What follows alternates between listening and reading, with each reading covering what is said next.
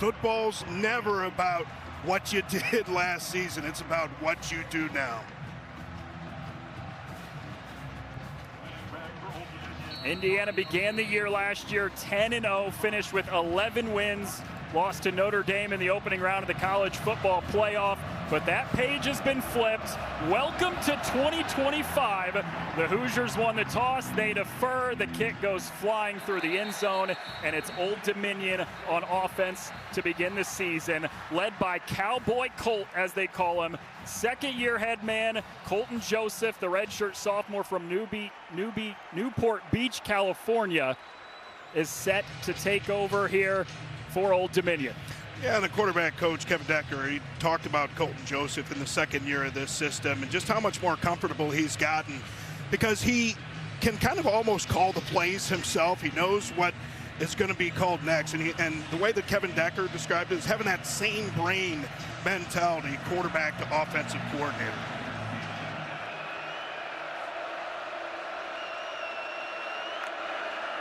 First snap of the day. Handoff, Markai, no, kept by the quarterback, Joseph, and look at him fly! First play of the game, and Old Dominion opens with a touchdown of 75 yards from Colton Joseph. This is hitting it and getting it. This is showing the defense your taillights. This is the zone read, has everybody fooled up front.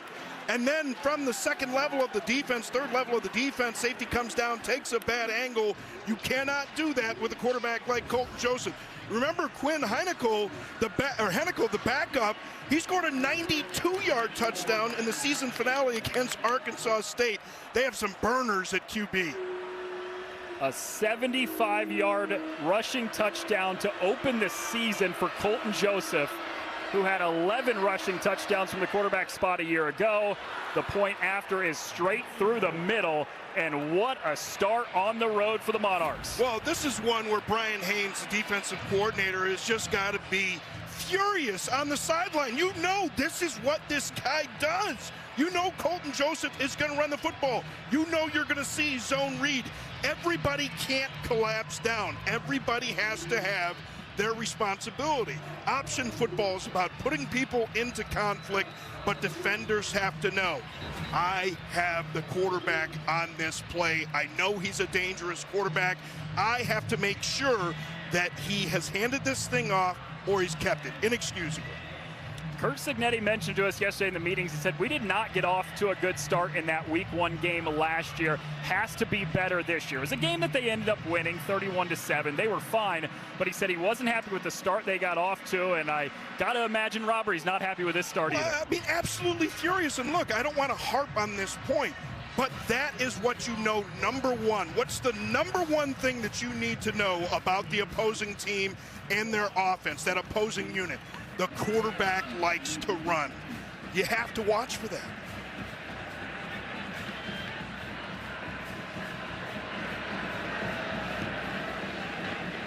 Here's the boot. And a return taken from the 3.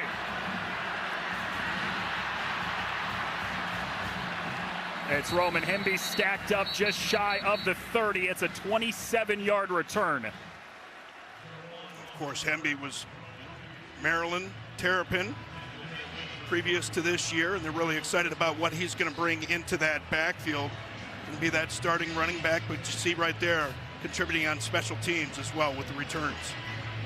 So Fernando Mendoza, 2-year starter at Cal, threw for over 3,000 yards a season ago. Now he comes here to Indiana, takes over the reins from Curtis Rourke, who was an all-conference quarterback a year ago for the Hoosiers. First play of the season for Indiana. It's Roman Hemby who slides through a crease, stays on his feet, sheds a tackler, and he's across the 40 for 11 yards and a first down. Was Bray Lynch, that right guard spot, did a nice job coming across the line of scrimmage. Nice seal block on the edge. But you can see Roman Hemby with the little spin move. That wide receiver unit led by Elijah Surratt had almost 1,000 yards receiving a year ago.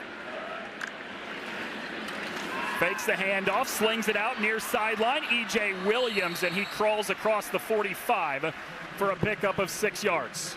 Zion Frank, the cornerback, makes the stop to bring up second down. And this is the world you want to live in.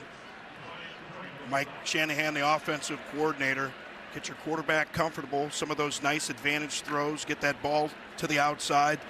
This is a great opportunity, though. You get in these second, short, and medium situations, great opportunity to take a shot downfield. 2nd and 4. Mendoza again, same play, near sideline, tiptoe caught, and a first down for E.J. Williams. Well, nothing too fancy. You're going to give Williams all that kind of space on the outside. He's going to take advantage of it. Talk about those easy access throws, and that's a great way to get your quarterback comfortable. Coming into a new system, first game of the season, nice easy throws and completions and conversions, and stack those first downs. E.J. Williams had just 2 catches all season long, only played in 4 games. He's got those 2 catches on this opening drive. Kalon Black, what a cut to the outside. He's got the sideline. And Kalon Black is just tripped up. He stepped out of bounds at the 12 for a gain of 36.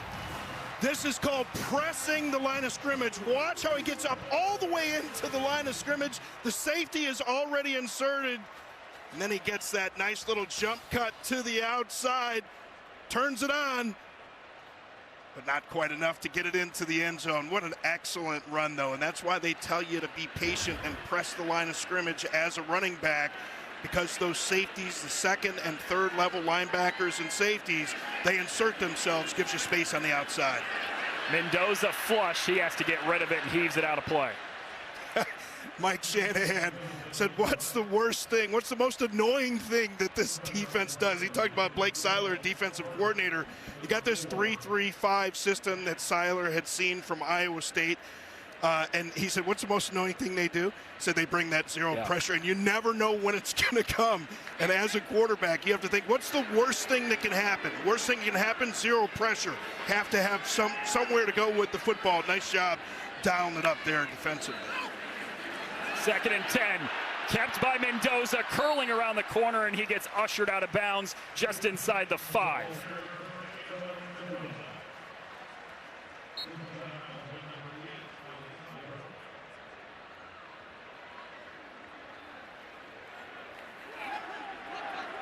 First 3rd down of this opening drive for the Hoosiers. Need to get to the 2 for a first down.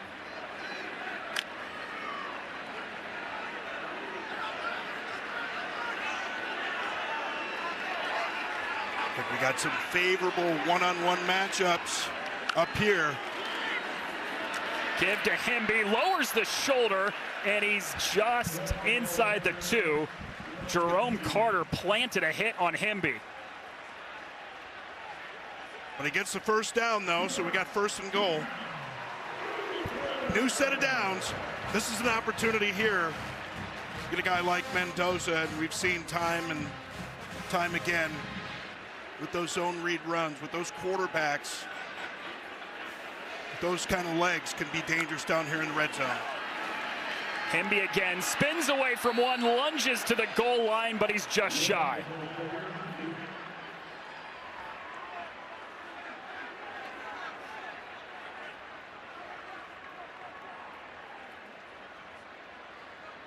I'd be surprised if they don't take a shot this time. We've seen it so many times, and I would imagine that they're going to line up again. You try and give the same look to a defense. Now they're going to do a little bit of pistol, but you go with the play action. But we've seen this one-on-one matchup so many times on the outside. They got all those bodies stacked up in. The give, stood up again near the goal line. Chris Trinidad, the defensive end, 5th-year senior, is able to stop him shy of the goal line. Boy, and credit this defensive front of Old Dominion. You know that you've got a size mismatch, but this is just understanding where your gaps are supposed to be. When you're playing from that 2nd level of the defense, you have to almost kind of think like a running back. Toss to Hemby. Didn't get there again. We've got 4th and goal.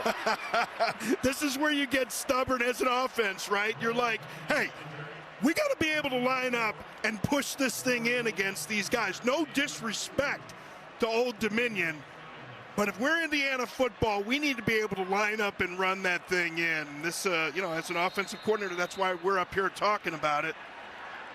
We called timeout. We're going to think about it.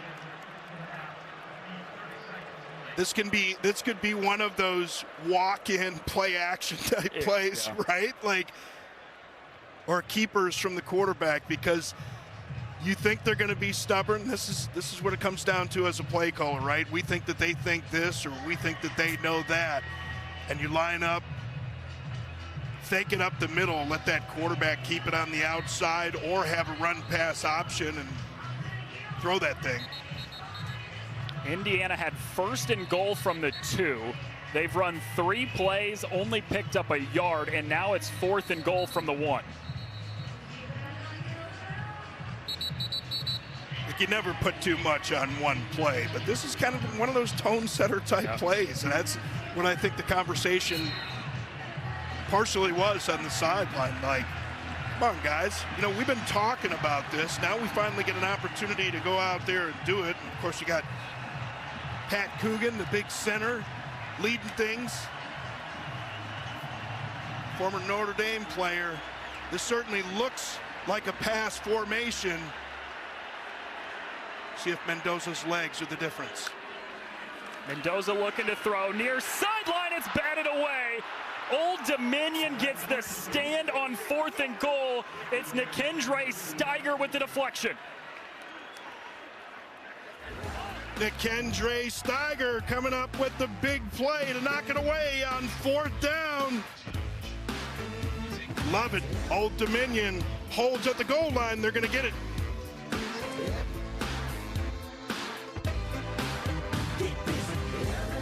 All right, let's take a look at this great defensive play. I want you to see how Steiger makes this play. He's thinking, what's the worst thing that can happen on this play? It's going to be that Nowakowski goes to the flat. He anticipates that perfectly. They don't get the rub route from the Indiana receiver on the inside to keep Steiger from getting to the outside. But that's film study paying off. So Old Dominion's defense gets the stop on 4th and 1. High snap that was corralled, and Markai James gives a little bit of breathing room for Old Dominion out to the 4. Boy, and this is the worst thing that can happen, right? You know, get that high snap from Ryan Joyce, and Colton Joseph does a nice job controlling that thing. You know, that's quarterback play defined. How do you play when all those things around you are kind of going to you know what? 2nd and long. He looks to throw for the first time today. Zips it to the sideline, and it's complete to Ja'Cory Thomas. Moves the chains for Old Dominion. Yeah, and I love that mindset. You know, you stay calm when all those things around you are going poorly. And, you know, head coach Ricky Rainey, he really believes in having quotes of the day and that Rudyard Kipling poem, If, which has a lot of lines similar to that. Stay calm when things are going bad around you. You could see it from Colton Joseph early. Has a 75-yard rushing touchdown. He saved his safety. Now he picks up a 1st down through the air. Gives to James. Ducks his head underneath a couple tacklers down to the 16. I mean, you couldn't draw up a better script, Robert, to start this game for Old Dominion. One play, 75-yard touchdown. Your defense gets a stand on 4th and goal. Now the offense is moving the football. Joseph steps out of the pocket, activates the legs, lunges down for another 1st down. Yeah, and what did we hear from Kevin Decker? Sometimes our best run game is a drop-back pass game, especially when you got a guy like Colton Joseph, obviously, that went for a 75-yarder on that first drive. But you get him into regular drop back, and he's just so dangerous. And this is why so many offenses want to have quarterbacks that can run like these guys. Wasn't even the starter on day 1 last year. Still ended up being honorable mention all Sun Belt. A lot in part due to the legs. 11 touchdown runs for the quarterback. James up the gut. Down to the 33. He's got 6 yards. Yeah, and this has been impressive so far, and you can see going with a little bit of tempo here too, which is always challenging, especially for the big guys up front. You know, training camp is one thing, but it's just so different in college, not having preseason games or work against other teams. James again, this time the Indiana defensive line gets some penetration and they stack him up right at the line of scrimmage.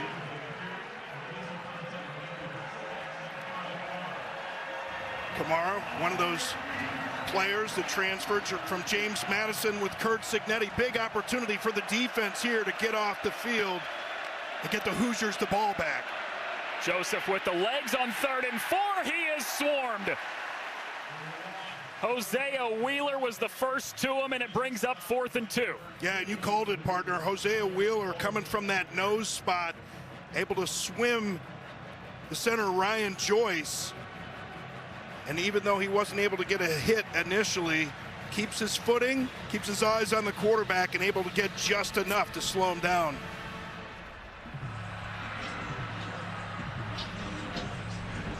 So after a one-play 75-yard touchdown drive, Old Dominion's drive stalls out at the 35. Punt unit on the field.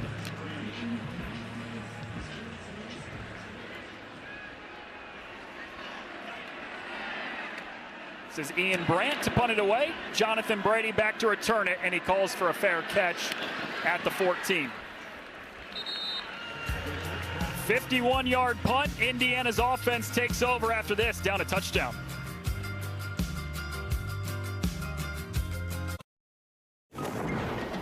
Time for today's Game Flow, sponsored by Progressive, and it is the return of Hoosier the Bison. Decades without him as the mascot, they come back. He makes his return today in week 1 of college football. Yeah, I mean, decades without him. They almost started without him after that rough landing, but he did a nice job after the landing, getting on the motorcycle. This guy does it all. Versatility from Hoosier. It is the loudest I've heard this crowd so far today. I mean, we're early. We're only a little over halfway into the first quarter, but the return of Hoosier the Bison was the loudest I've heard this place. Yeah, it's pretty cool. You know, the first time I was here was 35 years ago as a freshman for The Ohio State University. I asked you at the beginning, like, how old are you again, Noah? You said 30. I was like, oh, my God. This is Kalon Black straight up the middle, and he's down to the 20. Picks up a nice chunk on first down for 6 yards. So you didn't see me play then, right? When you were -5? I'm sorry to tell you, I didn't see you play back then. Heard a lot of good stories about you, though, so I'll believe them. No, but I got to tell you, it's so cool to be in this place and to see it like this, to see – I probably messed the name up. I'll say crimson and white, but cream, crimson and cream, crimson and clover. No, it's great to see it and just the excitement around the program. Black again lowers the shoulder, and he's right at the marker. Julio Colbreth, the linebacker, makes the stop, and they say it's enough to move the chains.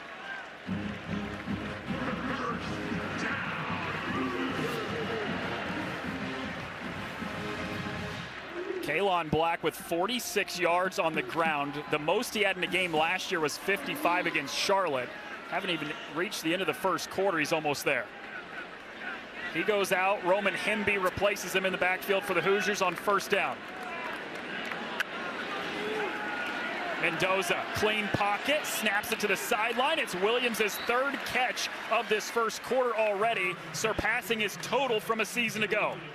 Well, this offensive line really doing a tremendous job of protecting Mendoza. And what you can't see is this ball's already out before his receiver makes his break. And you love seeing that kind of anticipation on those throws. But it's a lot easier when the big uglies up front are doing their job, and they're certainly doing that today. A lot of protection early on for Fernando Mendoza. Handoff. Hemby tripped up at the 37. Another first down for the Hoosiers. We talked about Mendoza and his time at Cal, and that's the thing that Curt Cignetti said. One of the things that impressed them about Mendoza was his ability to play with some pretty poor protection. Took a lot of sacks. I'm sure they did say some of those were his fault, but you see Mendoza out there today. He's like, wait a second. This is what it's like to play quarterback when you have protection? Sign me up, baby. First down, play action, zips it to the sideline. Jonathan Brady with the catch. The two former Cal teammates now connect as Hoosiers. Yeah, and really like what I'm seeing from this Indiana offense, not getting too aggressive. You know, when you're playing against this 3-3-5 type of defense, we know popularized by Iowa State, John Haycock, former Ohio State guy, go Bucks, that implemented that system. You know, you got to be patient. You got three safeties back there. Take what they give you underneath. This is Hemby. He's got space, curls around the edge, inside the 30 before he gets ripped out of bounds.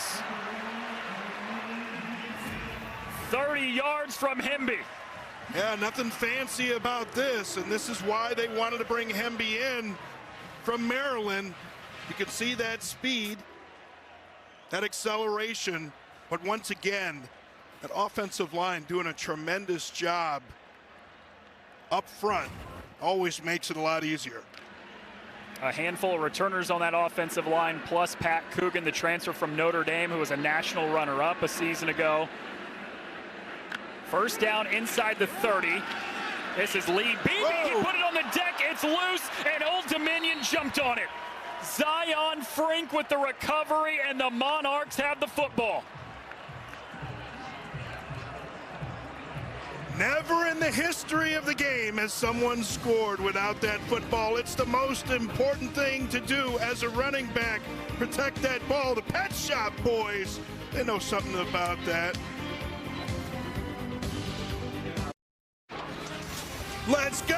The NFL regular season kicks off on Fox September 7th as the Giants take on reigning offensive rookie of the year, Jaden Daniels and the Commanders. The Niners take on the Seahawks or other regional action. The NFL is back September 7th on Fox. Best time of the year. Week 1 of college football this week, week 1 of the NFL next week. Life is so much better with football in it. Isn't it? Colton Joseph and the Old Dominion offense on the field.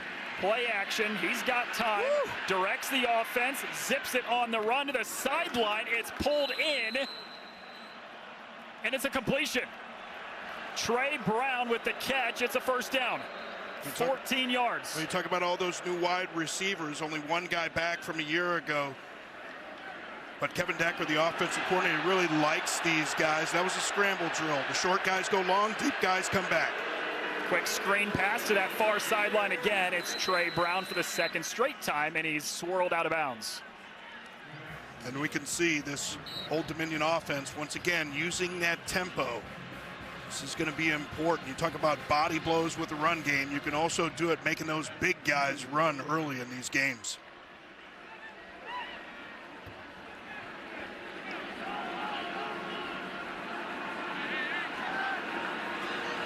Four wide receivers set for Joseph. Wasn't expecting the snap, holds on to it, and makes something out of absolutely nothing for a couple yards. You love that. Colton Joseph surprised once again. We saw a high snap earlier down near the goal line. This time looked like it got snapped earlier than he thought from Ryan Joyce, the center, but it does a nice job maintaining his composure. We've seen those wide receivers shift their position on the outside a couple of times. Got a feeling they got some trickery planned out there. 3rd and 4, empty backfield, and a flag blows the play dead. A false start will back up Old Dominion 5 yards. False start. Offense number 6, 5-yard penalty, 3rd down. Boy, so costly as an offense. You go from that 3rd and 5, 3rd and 6 zone to a 3rd and 10. This is an opportunity for the defense to dial up pressure, especially at home, especially with some questionable snaps that you've seen. Keep an eye on that. Monarchs have ran for over 100 yards already in the first quarter, but they got to go through the air. Off his back foot, it's incomplete from Joseph, and the Indiana defense gets pressure to force 4th down from Aiden Fisher. A tremendous job. Isaiah Jones stiffened that one out. And again, this is what makes those opening games so difficult, right? As offensive and defensive coordinators, you try and prepare your teams. Okay, well, this is what they did in these situations last year. What are they going to do this year? Isaiah Jones looking at the down and distance, understanding what could they possibly do here, expected the screen, watched for it, reacted, made a nice play. Ian Brandt's punt was 51 yards last time. He's got a great bounce here to help. Picked up by Brady inside the 10, reversing field. Got a chance. There's the corner. Here goes Brady. Looking for a block, cuts back. And Jonathan Brady is gone. Touchdown, Indiana. No flags, but we got fireworks.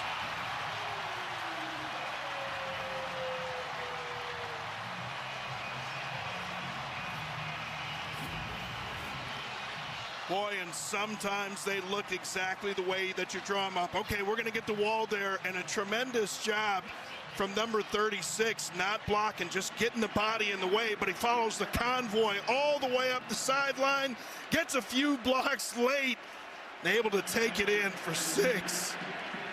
Gotta love it. With the little pose, too. Is that what you did?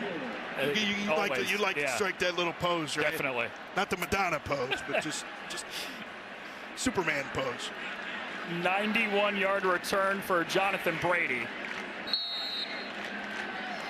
Nico Radicic on to attempt the point after to tie this game at 7 just before the end of the first quarter. And he does.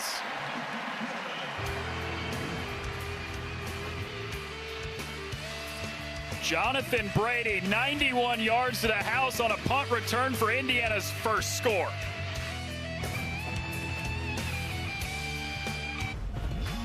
'24 was a historic year here in Bloomington. Kurt Cignetti gets hired, brings in 31 players from the portal, a lot of them from James Madison with him. Start 10-0, reach as high as 5th in the country at one point. They do lose to Ohio State. They do lose to Notre Dame in the opening round of the college football playoff. But a program record 11 wins, Robert, and this program got the revival it needed. Yeah, it certainly did. And, as we've heard from Cignetti himself, you set the level of expectations no, I don't want to sustain it. I want to get it better. But they benefited certainly from being plus 15 in turnover ratio and some of the schedule issues. But hey, just keep bringing those good players in, coaching them up, making improvements. And I just love that approach. And I mean, you could tell some of that at least came from Saban and talking about the process. You really have to get better every day in some way as coaches, as players, from a technology perspective. And he talked about that, just how that's kind of changed things. Use every advantage you can. Said it's time to turn the page, though. They were excited after the year they had last year, but it's a new year with a lot of new faces. And he said, we have to show it on the field now. 7-7 tie with Old Dominion. 9 seconds left in the first quarter here on opening weekend of college football. Ja'Cory Thomas in motion into the backfield. Joseph keeps it. Quarterback already has a touchdown today, and he gets planted near the 35. Picks up 9 yards on the final play of the first quarter. Oh, 9-inch nails. Are you kidding me? Wow. Week 1 of college football here in Bloomington. It's 7-7 between Old Dominion and we're in this together now.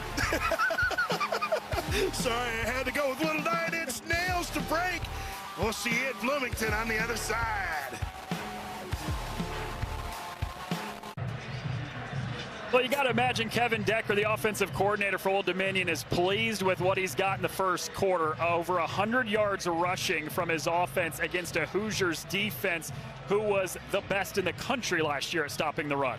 Yeah, and Devin Roche was listed as their top running back coming in, but he was a smaller guy. James and Hargrove carrying the load quite literally today. They are bigger backs, but he really likes their pass protection as well. Joseph goes to the air this time, floats it down the sideline, and it's incomplete. Looking for Trey Brown. Yeah, and Trey Brown got pushed out of bounds. Pons Number 5 there, you see him in man-to-man coverage. He's rated as one of the top cornerbacks in the nation, rated as the top cornerback in the Big Ten. You can see right there, use the sideline, force him out. A second-team All-American last year as a sophomore was D'Angelo Pons. 3rd and a yard.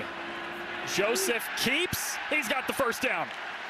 Aiden Fisher makes the stop, but not before Colton Joseph moves the chains after 3 yards. Boy, you just think, again, with the legs of Colton Joseph, nice job by Aiden Fisher making that play, but you have got to compress that edge faster. Look at the patience for Markai James. He ends up getting nothing, but could have been a lot worse.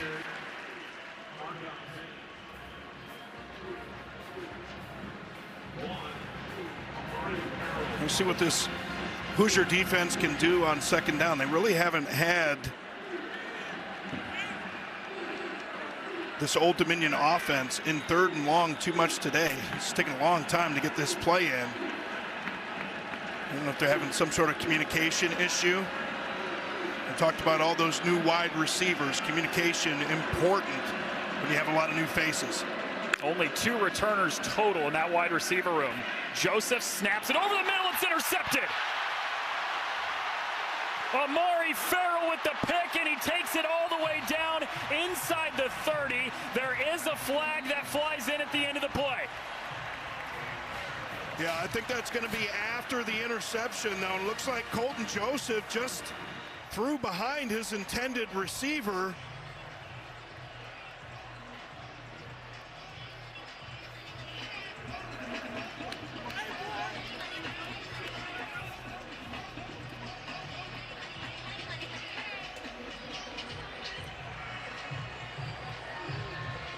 After the interception, personal foul, blindside block, intercepting team number 12. 15-yard penalty from the spot of the foul. First down, Indiana. It's on Devin Boykin, but it still is Indiana football after the interception from Amari Farrell. Yeah, and you're going to see he's just going to throw this ball behind his receiver. Just misses him. I don't know if he expected the receiver to go further upfield instead of carrying across the field. But an easy interception there for Amari Farrell. A nice little gift. And of course, now you're even in the turnover ratio. So if you're Indiana, you're not happy about pass breakup on 4th down early in the game. You fumble the ball away on another drive. But here, things evened out a little bit. Of course, Curt Cignetti, you never relax, right? You never relax in coaching, man. Curt Cignetti's offense has gained 135 yards on 2 drives. Handoff here to Hemby, slides past a tackler, and he gets yanked down near the 40 for 14 yards. Well, I love this last little move on the outside. Watch this little cut that he's going to make right upfield, right there. And that's why they were so excited once again to bring him in from Maryland. You love that last little move, and those little moves sometimes can be worth 3-4 yards. Sometimes that's the difference that gets you 6. Ran for more than 2,300 yards in his 4 years at Maryland. Play action. Mendoza lets it rip over the middle. It's pulled in by E.J. Williams. Indiana inside the red zone.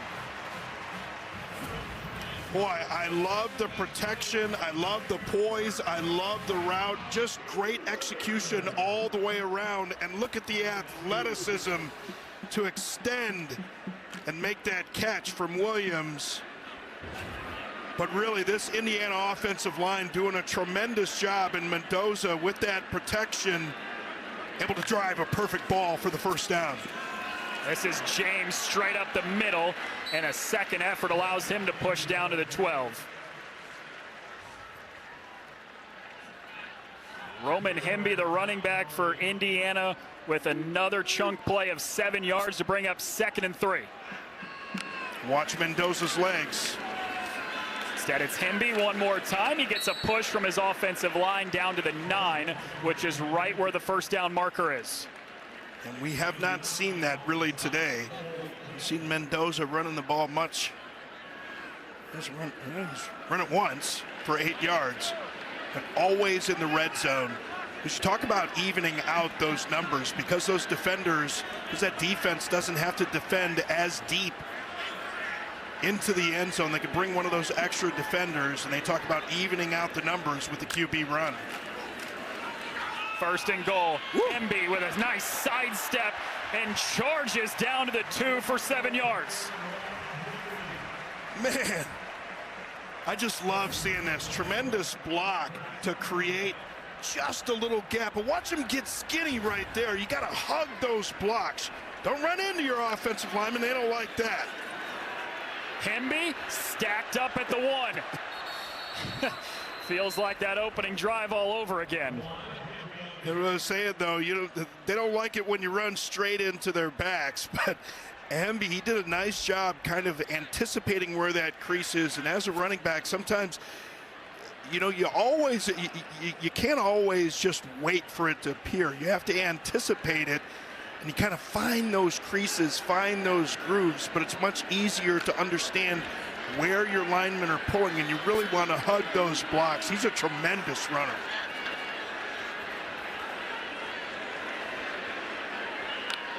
Third and goal. Emby is ripped backwards.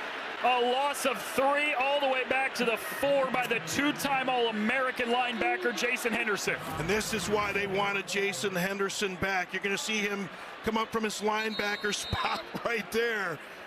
He's just downhill all the way, right? And that's why they love him. Out with the injury earlier a year ago, all the way back in 22. At the Sun Belt record, 186 tackles. Indiana gets another chance when we come back. Jason Henderson with a big tackle for loss right before the timeout, and they love that they've got him back. A season ago, played in just 1 game, had to redshirt because of an injury, but the 2 seasons prior to that, Robert, he was an All-American. Yeah, he certainly was, and Blake Seiler, defensive coordinator, said, hey, he's that kind of guy, man. You got to tell him whoa more than go. You got to protect him from himself. He's just one of those kind of guys. He just loves to play the game. Perfect linebacker. Averaged more than 14 tackles a game 2 years ago. That led the nation. Kurt Signetti elects to go with the field goal unit. Nico Radicic from 22 yards out. He goes right down the middle to give Indiana its first lead of the day. I'm sure he's not crazy about only coming away with 3 points, and that's kind of been the story of the day for Indiana, getting down to the 1-yard line or down to the 2-yard line with first and goal. Having all those shots and not getting the ball in, having the fumble, but then take that latest turnover and turn it into 3 points. Oh, we have had several splash plays already in the first quarter plus here in Bloomington today, and it started on play 1. Colton Joseph, 75-yard run from the quarterback for Old Dominion. Yeah, and that was such a surprise because you just didn't expect Colton Joseph with the defense of Indiana being able to anticipate that, but then that ball knocked away down near the goal line, and then the punt return for the touchdown, and then the interception right there. Colton Joseph throwing it behind his receiver, and Indiana turning that into a 3-point lead. It was 7-0 Old Dominion. Indiana's scored 10 unanswered since. The Hoosiers have their first lead. A low line drive kick that does fly out of the back of the end zone. It's a touchback for the ODU offense.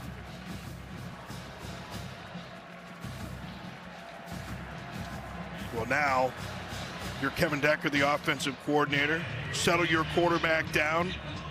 You know what they say, the most important play for a quarterback is always the next one. You really have to have a short memory, and hey, sometimes you're going to throw the ball to the other team, right? Like it's going to happen, and you hate to see it happen like that, where it looked like it was just a complete misthrow. But you don't have any time to worry about that. You just got to go out and play your best ball on the next play. Threw an interception his last time out there, but other than that has been spectacular. Over 100 yards on the ground in the first quarter plus for Colton Joseph. He keeps it, and he gets spun down behind the line of scrimmage by Stephen Daly.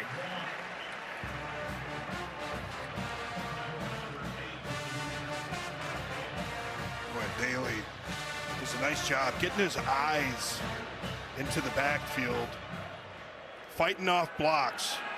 Love to see that. Brian Haynes, the defensive coordinator, teaches that violence. 2nd and 11, dumps it off on a screen, and down to the 29. That's Haheem Abdul-Rahim Gladding with his first catch of the day. It's a mouthful. He was the only guy that had a reception last year. 2 of them, but 50% of his catches were touchdowns. 2 catches, 1 touchdown. Kevin Decker, the offensive coordinator, was quick to point that out when we said he only had 2 catches, but one of them was a touchdown. Now, what do you do in this noise? You can see him trying to get up to the line of scrimmage, change the play. He sees something in the defense that they want to try and exploit, so he changed the play. 3rd and 6. Joseph zips it over the middle. He's got a first down to Abdul-Rahim Gladding. That's how you silence a crowd. Yeah, Lewis Moore comes up and takes a smack. And you love to see that from young quarterbacks. Colton Joseph, he stands in there after throwing that interception on the last play. 7-on-7 violence right there as Moore comes up and hits Gladding. First carry of the day for Travion Hargrove. He gets stopped by Aiden Fisher after 5 yards. Bull. They call him Bull. And it's, you know, it's so interesting. You look at the school stops for the players, and, you know, starts off at Mississippi State, then to Memphis, then to Grambling. 4th school in 5 years for Hargrove. His best year was last year at Grambling when he ran for 432 yards and 4 touchdowns. Well, they really spread you out with these receivers wide, force you to define that box of defenders. Hargrove gets a couple more. Got another 3rd down coming up for this Old Dominion offense. Well, this is where you try and set something up on the outside, make them think you're going to go for a short throw, get some pick action, and get one of those receivers running up the rail. 2 for 4 on 3rd down today, including 1 for 1 on this drive. Whatever they saw made them press up man here on the outside. And there is a flag. It backs up, or does it?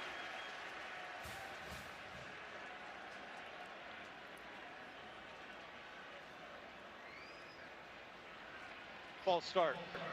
Offense numbers 18 and number 0. 5-yard penalty. 3rd down. So a 3rd and short becomes 3rd and a whole lot longer for Ricky Ronnie's team. Yeah, can't do that. It looked good, though. The form was excellent. He's looking at the inside like, wait a second, just inexcusable, right? Like, especially in a loud environment, there's no way that you should be jumping as a wide receiver. Watch the ball.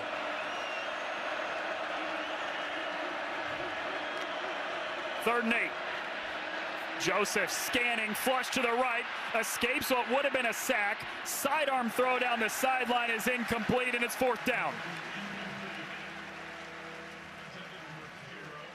And it's our guy, Aiden Fisher, again, the former transfer from James Madison, came over with Kurt Signetti a year ago. He applies the pressure, flushes Colton Joseph out of the pocket. What you love to see, though, that secondary for the Hoosiers just plastered to their receivers, nowhere for Joseph to go. He was able to buy time, keep his eyes downfield, escape Fisher, but nowhere to go. Ian Brandt's 3rd punt of the day. Jonathan Brady took one of them back for a touchdown. And he lets this one bounce into the end zone for a touchback. Yeah, nice job by Brady on that one. Faking out the coverage unit. Hoosiers get it back, up 3.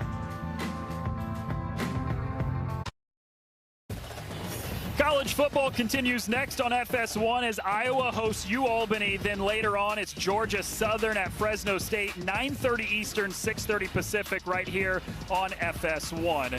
And the first game of our FS1 tripleheader today has been a really good one through a quarter and a half. 10-7 Indiana. Blake Seiler's defense, though, for Old Dominion has only allowed 3 points. 7 of them came off of a punt return for a touchdown, and they're getting stands on goal to go. Yeah, they certainly are. And, Blake Seiler, he's just a tremendous coach, and all that experience that he had in the Big 12. He was at Kansas State underneath Snyder, and could see that 3-3-5 defense, and it's just a little bit different, that 3-man front, and we'll talk about that in a minute. Mendoza, all kinds of protection, throws it behind his receiver. He was looking for Riley Nowakowski as tight end.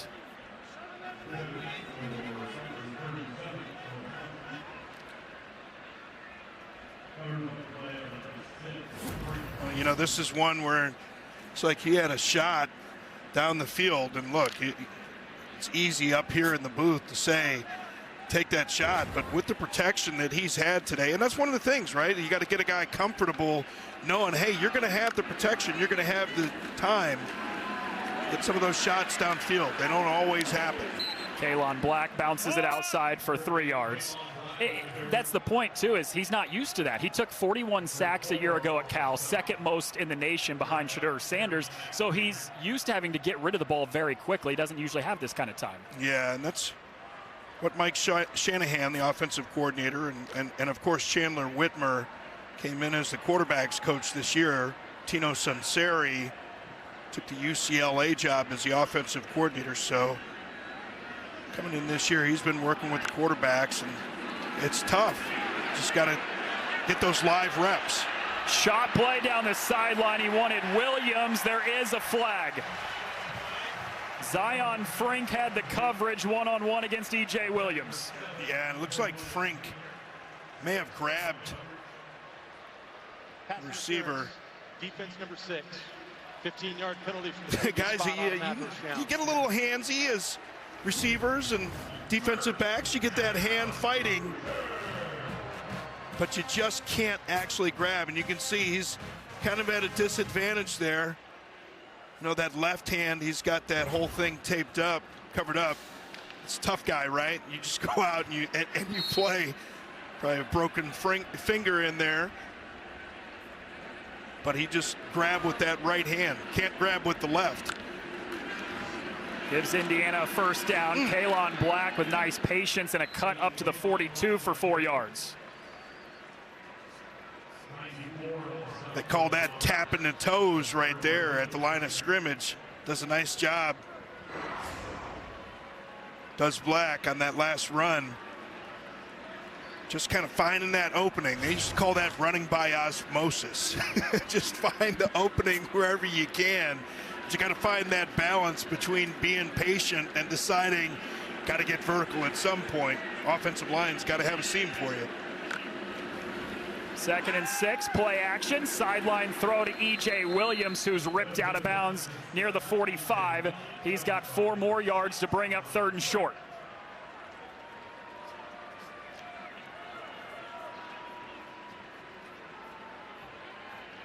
Boy, they respot that one.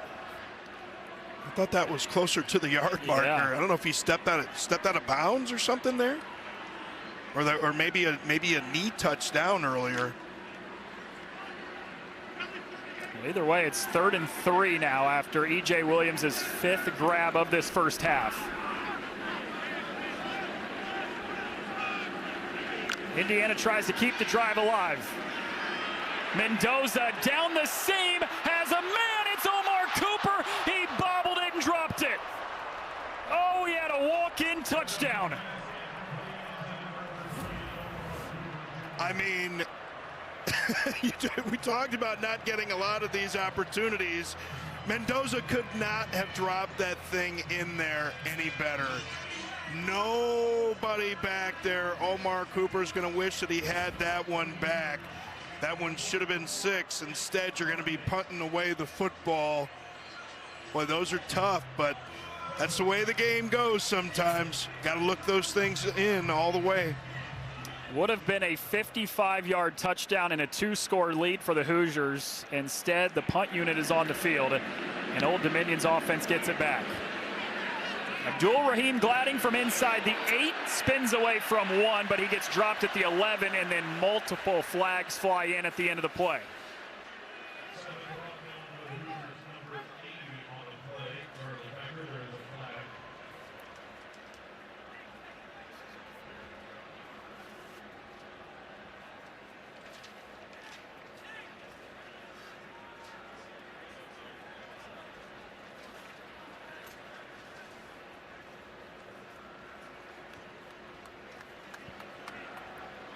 During return, illegal block in the back, return team number 16. Half the distance to the goal, first down. Backs up Old Dominion a little bit to start the drive with 4:19 to go. Indiana was this close to a 55-yard touchdown and a 2-score lead.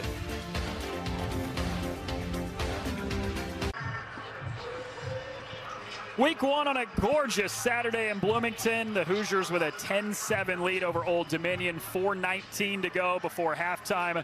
Noah Reed, Robert Smith with you as the Old Dominion offense takes over starting at their own 6. Been backed up a couple times, Robert, and they've been able to give themselves some breathing room. Yeah, but this Indiana defense, I think, really coming to life. I think they may dial up a little bit more pressure. This is Hargrove, and he just gets back to the line of scrimmage. Wheeler and Kamara, the two there to make the tackle to bring up 2nd and 10.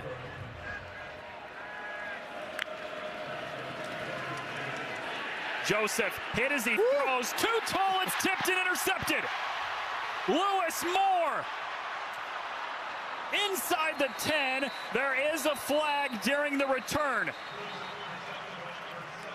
Yeah, again, I think this is going to be after the interception, just like it's happened previously. That was just too high on the throw from Joseph. We saw in the other interception, just threw it behind his receiver. This time, threw it up too high. The receiver got it into his hands, but only able to deflect it, cause the interception. During the interception return, personal foul, block below the waist. Passing team number 2. That penalty will be enforced half the distance to the goal from the end of the run. Automatic first down. Oh, Kurt Signetti's defense with 2 interceptions in this first half, and this one's going to give him great field position. Yeah, and you can see that pressure late forces the quick throw from Colton Joseph. He floats that ball. A lot of times quarterbacks, when they can't step into the throw, that's what you're going to see, that high throw, and he wanted to get rid of that thing quickly, and because of that, Lewis Moore able to get the interception. That's a costly penalty right there. Half the distance goal creates a 1st and 5 opportunity. But then again, we've seen Old Dominion's defense get 2 stops on goal-to-go situations in this first half. Yeah, and sometimes you want the ball, especially as a passing type offense, you want the ball back just a little bit further to give yourself a little bit more space for routes. Mendoza fade route, end zone is knocked away. Zion Frink with the coverage.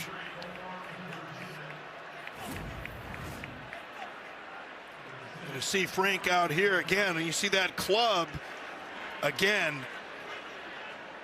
And I love that. You know, that's just the perfect technique, right? You have to take that space away, and that's what they tell those defensive backs. Those defensive back coaches say, get chest to chest with him. Don't give him an opportunity to free those hands up and fight all the way down to the ground. Love to see that from the young player, especially with that club. Mendoza stepping up in the pocket, activates the legs, heaves it, and that was dangerous. 3rd and goal coming up for the Hoosiers.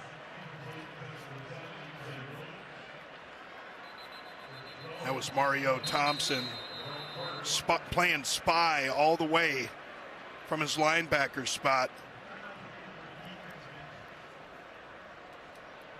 Thompson applied the hit there on Mendoza. He's the one that's down on the ground for Old Dominion. Well, how about this defense for Old Dominion? Goal-to-go situations, they've been phenomenal. Yeah, they certainly have. You talk about Blake Seiler, the defensive coordinator. He's just done a tremendous job with those guys. And you know that you're not quite at the same talent level, right? You're just not. You're Sun Belt Conference, Big Ten players. You're not going to be exactly the same level of talent. Well, what becomes the difference then? It's really the details of the techniques. And you can't allow your technique to suffer and use poor technique when you're a player that just, quite frankly, is going to be physically outmatched sometimes. But if you do those things the right way and you play team defense and you're in the right place, you got an opportunity to keep a game close like this and win the game. I mean, we've seen that from Old Dominion, whether it's, Virginia Tech, they played South Carolina tough in the opener a year ago. Should have beat them, honestly. Had a fourth quarter lead late in that game against South Carolina. Got a pass breakup on 4th and goal to force a turnover on downs. Then they got a stop on 3rd and goal to force a field goal. And now it's 3rd and goal again for Indiana. Fernando Mendoza has missed on his last 3 passes. He's 1 for his last 5. Let's see what he's got on 3rd and goal here. Got all kinds of space out here. He keeps it, curls around, lunges for the end zone, and he's in. Touchdown number 1 in a Hoosiers uniform for Fernando Mendoza is a rushing touchdown. Yeah, and Fernando Mendoza, he does a tremendous job. There are a couple extra bodies that are going to be in the way out here. Watch him just kind of jump over both of them. Does a nice job just understanding, keeping those shoulders nice and low, keeping those feet moving, and gets him in for his first 6 as a Hoosier. Radicic right down the middle, and it's 17 unanswered for Indiana to take a 17-7 lead on Old Dominion. Let's send it back to Mike Hill in our LA studios. Check out what's coming up at halftime. Coming up on the State Farm halftime, Texas and Ohio State came down to some late game drama while number 8 Alabama starts on the road in Tallahassee trying to bounce back from last season. Plus, 24th ranked Tennessee dominates Syracuse. Noah and Robert, it's college football season, week 1. We got it all for you. See you at the half. The thrill, Mike the Thrill Hill. We know he's holding it down. He is certainly right about that. We got it all here in week 1. Your Buckeyes, 14-7 winners over number 1 Texas on Fox just a little bit ago. Go Bucks. Defending again. National champs and getting a good start here to the 2025 season. Yeah, and then his coaches will tell you we're not defending anything. We got a new team. We're playing. It's a new season.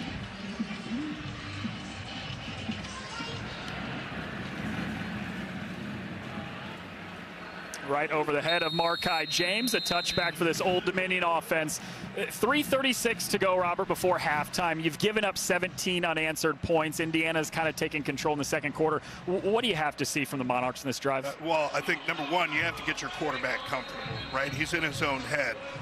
Throwing 2 interceptions. Now that last one got hurried on the throw, so I don't want to give him any excuses, but got hurried on that last throw. Looks like we got somebody down on the field here. It's an Indiana player down near the 20 after that kickoff.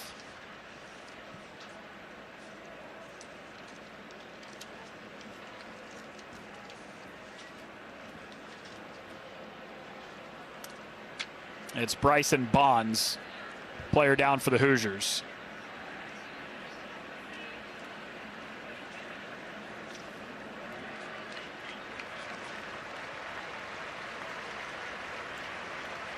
I'm putting a lot of weight on that thing. You never want to speculate, but just hate to see that when a guy can't put weight like that. A lot of times tough to get him back into a game. 6th year in this Indiana program. He has seen some low lows. He's seen some high highs after going to the college football playoff last year. Old Dominion offense takes over. Down 10, 3:36 to go before halftime. Colton Joseph in this offense trying to strike before the half. Handoff. It's James, and he goes tumbling down to the 33 for 8 yards. You talked about getting Colton Joseph comfortable. First quarter, 138 yards of total offense for ODU. Second quarter, less than 40. Yeah, and credit this defense. Brian Haynes, the defensive coordinator, Kurt Cignetti's defense has done a tremendous job and haven't given a lot of space, but really Colton Joseph, a couple miscues have been the difference. Says James, he gets pushed back, but a second effort, and he's stacked up right at the line of scrimmage to bring up 3rd and 2. Yeah, when we talk about the importance of technique, and you could just see it on that last play, that really just squeezing and forcing the ball carrier into areas. Pass is batted at the line. It's hauled in by Abdul-Rahim Gladding, but he gets punished immediately. Hardy had the deflection for Indiana, and then Pons comes in with the hit. Yeah, great job again. Brian Haynes, the defensive coordinator, he's going to bring Hardy off of the edge. With that pressure, Colton Joseph not able to get that ball over him, doesn't step to the side to do the little sidearm action around him, but it's just the timing of those calls can be so important. And that's really defensive coordinators just anticipating what are we expecting in this situation. We think he's going to try and get the ball out of his hands quickly. Let's bring the pressure from this side. We don't think that he's going to try and do a catch and throw quickly to the left. So those are the little details that kind of go into your planning for a play like that. And a tremendous job because Hardy was there, able to deflect that ball. Almost a disaster again for Old Dominion. They're lucky that one wasn't turned over, or so if it had been a backwards pass, could have been a fumble. A 3 and out by the Indiana defense that took just barely a minute off the clock. And so now with 2.5 to go, they get the football back on a punt that was deflected, and then there's a flag. Well, we're going to see if anybody actually got a piece of it.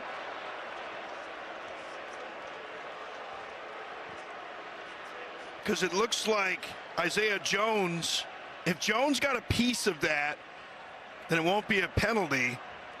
But the initial call is that he didn't get anything on it. Now, the ball didn't go very far, but that's probably because the punter didn't have any space. But we'll see. Looks like the flags might have been picked up. Running into the kicker. Kicking team number 46, 5-yard penalty from the previous spot. Still 4th down. Yep, still 4th down. Running into not roughing. Roughing would be an automatic 1st down. And that's normally the kicking leg gets hit and just kind of caught that toe. You can see Jones extend that hand. And he reached right over it. It's that aiming point.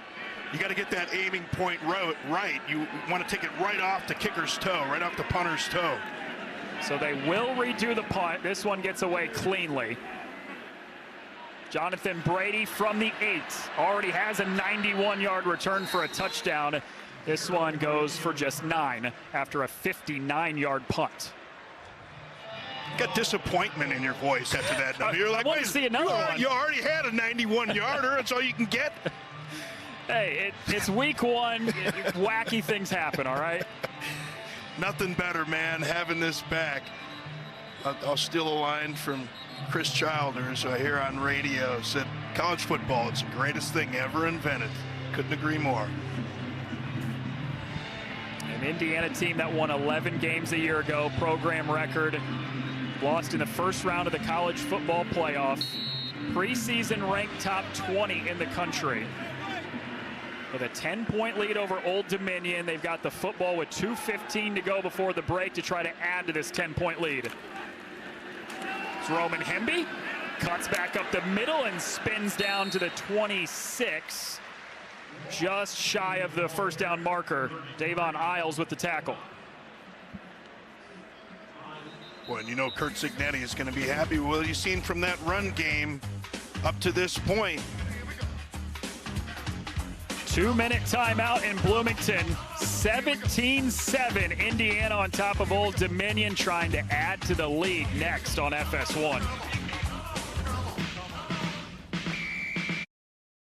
I've never taken a back seat to anybody and don't plan on starting now.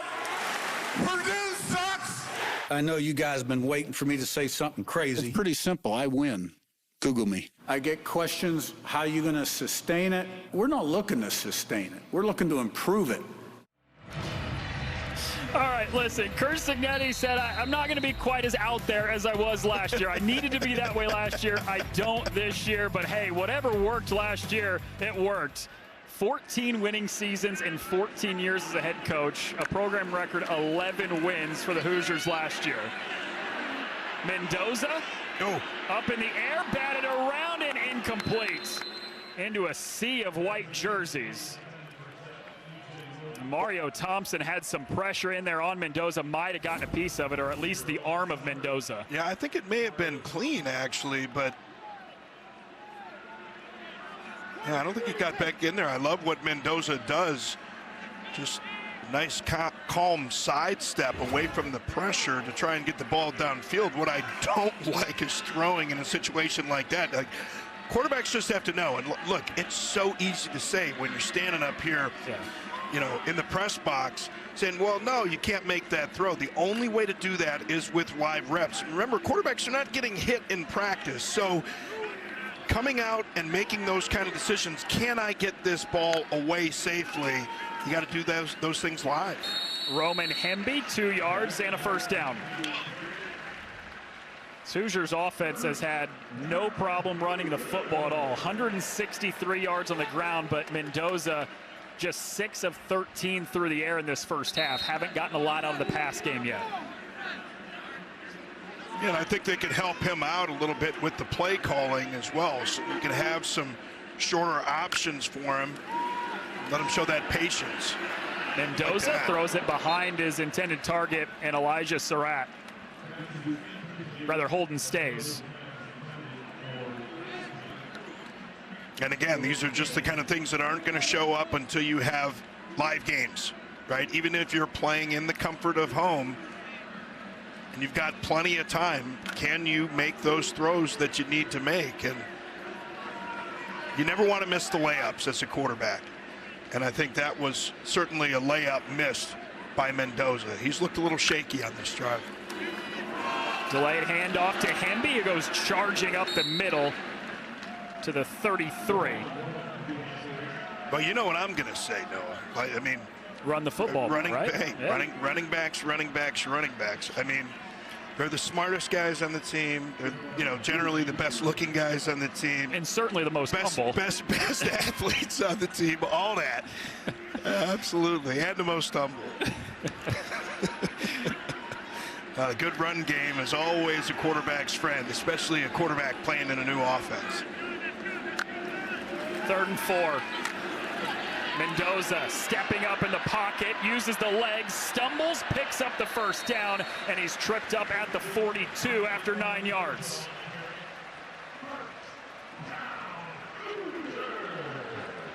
Well, we heard it from Kevin Decker, the Old Dominion offensive coordinator. That drop back pass game sometimes can be a great run game.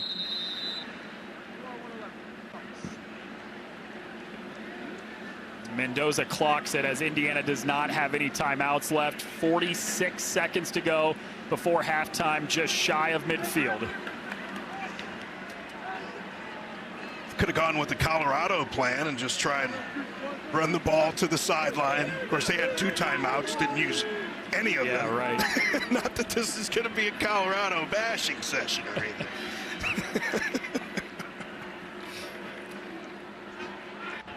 Clock management so important, and that's why it's important to have coaches or some assistant making those decisions. Mendoza the near sideline. That is the true freshman LeBron Bond that they are extremely excited about here in Bloomington.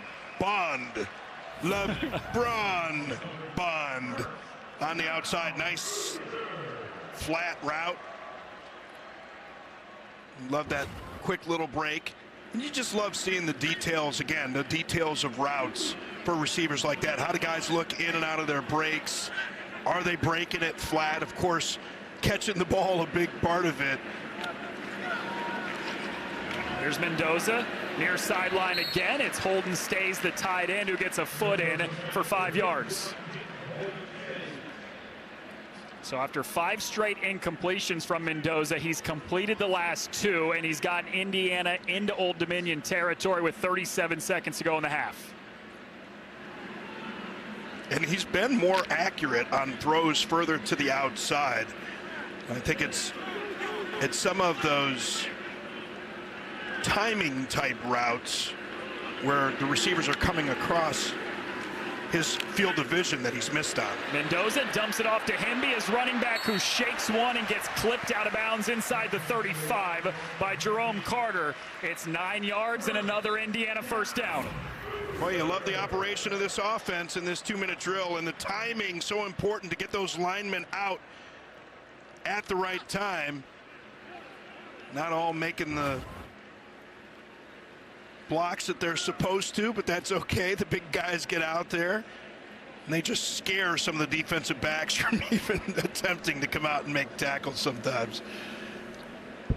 Botros Alessandro, the cornerback for Old Dominion, is down on the ground for the Monarchs after Indiana picked up another first down, trying to add some points to this lead before halftime. A Purdue transfer who's used to playing these Indiana Hoosiers. Had his season high 5 tackles against Indiana a year ago as a part of the Boilermakers.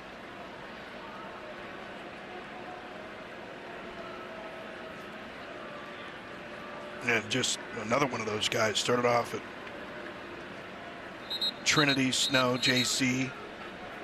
I mean, you get 2-3 stops almost at a minimum for some of these guys. Now look, you know, in talking to Kurt Signetti, he's talked about, you know, they needed that portal a year ago. You know, we talked about the numbers, brought 13 players from James Madison with him and like 10 players, 10 offensive players in the portal when he got here. And, you know, you want to try and recruit the best that you can from the high school level and develop those players. But the reality of the portal is guys are going to be changing multiple teams.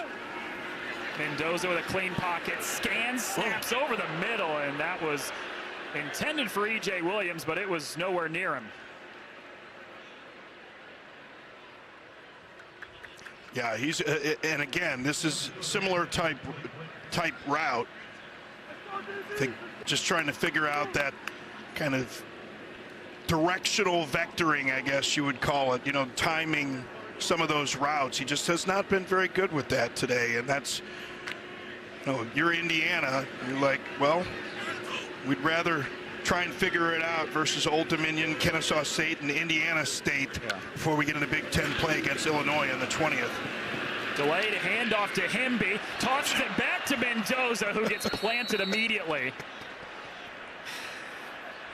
Oh boy. It was Jeremy Mack that applied the first hit on Hemby, and that's what forced him to toss it back. Well, I don't know that forces, because John Miller, the running back coach, if we can find him somewhere, you see smoke coming out of his ears, you know, that's what, hey, son, you want to get on the field, don't do that again.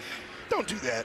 You don't flip the ball to a non-runner just because he's standing there. Number one, he's a quarterback, right?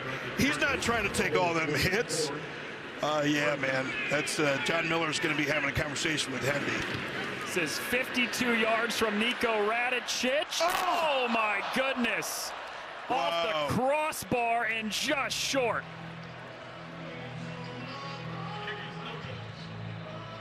Yeah, you see that look from Kurt Signetti. Hey, again, it's easy for us to say up here. Just got to get a little bit more leg into it, but it reminds me of something that Dave Wanstadt, Coach Wanstadt, said. He said he had two get-back coaches, one to keep keep the coaches back from the sideline and one to keep him back from the kickers. You can see that look on Signetti's face like, son, hey, that's all you do. You can't make that kick. He's trying to will it. He was trying to will it with that look like, I'm going to make time go back, and that thing's going to have enough this time.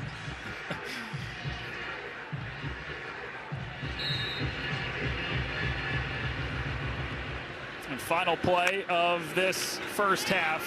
It's a handoff to Markai James, and he picks up a couple to bring us to halftime. Old Dominion jumped out to a 7-0 lead on the first play of the game, but 17 unanswered for Indiana. Right here, this pick turns into this. A run by our man Mendoza in for his first touchdown as a Hoosier. And that's how we are at 17-7 right now. Coaches are never satisfied, right? Never. Like it doesn't matter what the score is, always about that next play. And here's that play. Kickoff into the end zone. Start of the second half here in Bloomington. Indiana up 17-7 on Old Dominion. Hoosiers won the toss and deferred in the first half, so Indiana has the football to begin the third quarter. Yeah, and I think they'd like to see much better timing and rhythm out of Fernando Mendoza. You know, we talked about this. New quarterback coach in Chandler Whitmer, who's spent time alternately with the Chargers and the Falcons in the NFL over the last 4 years. He comes in as a quarterback coach, Mike Shanahan, the offensive coordinator, and they talk about getting Mendoza comfortable in this offense, much better protection than he was used to seeing at Cal. But just the mechanics and the timing of some of his throws have been off. Those are the kind of things that you want to see improve. Well, before the first play of the quarter, a flag thrown and a false start. False start. Offense number 67, 5-yard penalty, first down. It's the right tackle, Khalil Benson. Spent 4 years here at Indiana, went to Colorado for a season. Now he's back in Bloomington for his 6th year. He's right there. Defenders always point. He had that guilty look, though. Drop that head like that. So 1st and 15 to start. This is Roman Hemby, the running back, who had 92 yards on the ground in the first half. Picks up a couple yards back from that penalty. It's still 2nd and long for Indiana. Back from that chewing he must have gotten from John Miller, the running back coach, for pitching that ball to Mendoza when he was stopped on that run. Like, what's the goal of every defense? Get hits on the quarterback. What should we not be doing as running backs? Get more hits on the quarterback. But he's back in there running, so they must have made up. Otherwise, he has been phenomenal today. Quick throw on the slant. That's Elijah Surratt. 3rd team All Big Ten a season ago. Didn't have any catches in the first half, Robert, but they get him involved immediately. Yeah, and this is exactly what I was talking about. You want to be able to see your quarterback start to time these things up. Right out of the break, gets the ball between the numbers, something we didn't necessarily see in that first half. Normally hitting stationary targets on the outside in the first half was Mendoza, but missing some of those timing type throws. Mendoza uncorks one down the seam. It's caught at the 25. There is a flag on the play. I think this is going to be defensive holding. We'll see, unless Omar Cooper with the grab for the time being, at least, for 46 yards. Now, just kind of the location of where that flag was. Defense number 2. That penalty has been declined. The result of the play is a first down. Kendra Steiger, the safety, called for the defensive holding. And Steiger had some big plays in that first half. Here he is right there. You see it just grab the back of that jersey, and anytime they see that separation, I know it didn't look like much, but anytime they see that separation, they see that jersey pull off like that, they're going to make that call. And that ball was really thrown behind just a little bit. Does a nice job going up, making that catch. There's Mendoza on first down, snaps it over the middle. It's Riley Nowakowski, the tight end, who gets dropped near the 15 for 6 yards. And again, this is what you want to see. Curt Cignetti and offensive coordinator Mike Shanahan. You want to see your quarterback operating this offense efficiently, timely, the mechanics of everything just perfect, or as close to perfect as you can get. Again, coach is never satisfied. Hemby off the edge, lowers the shoulder and powers down to the 10 for a first down. 5 more yards for Roman Hemby, gives him 99 on the ground this afternoon. And we talk about that offensive line, the experience here, experience at other places, bringing in the new players. Talk about Pat Coogan at that center position coming over from Notre Dame, but that's what you love to see. You get that down block from the tight end. You get Drew Evans, the left guard, pulling around. Such a luxury to have offensive linemen that can pull. First and goal, Kalon Black following that offensive line all the way down to the 5.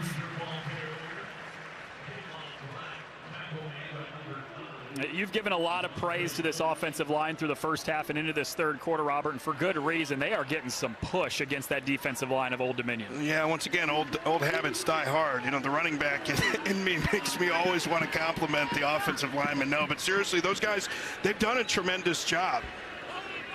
They've been able to create time and space in the running game. It's Black again. He's down to the 2.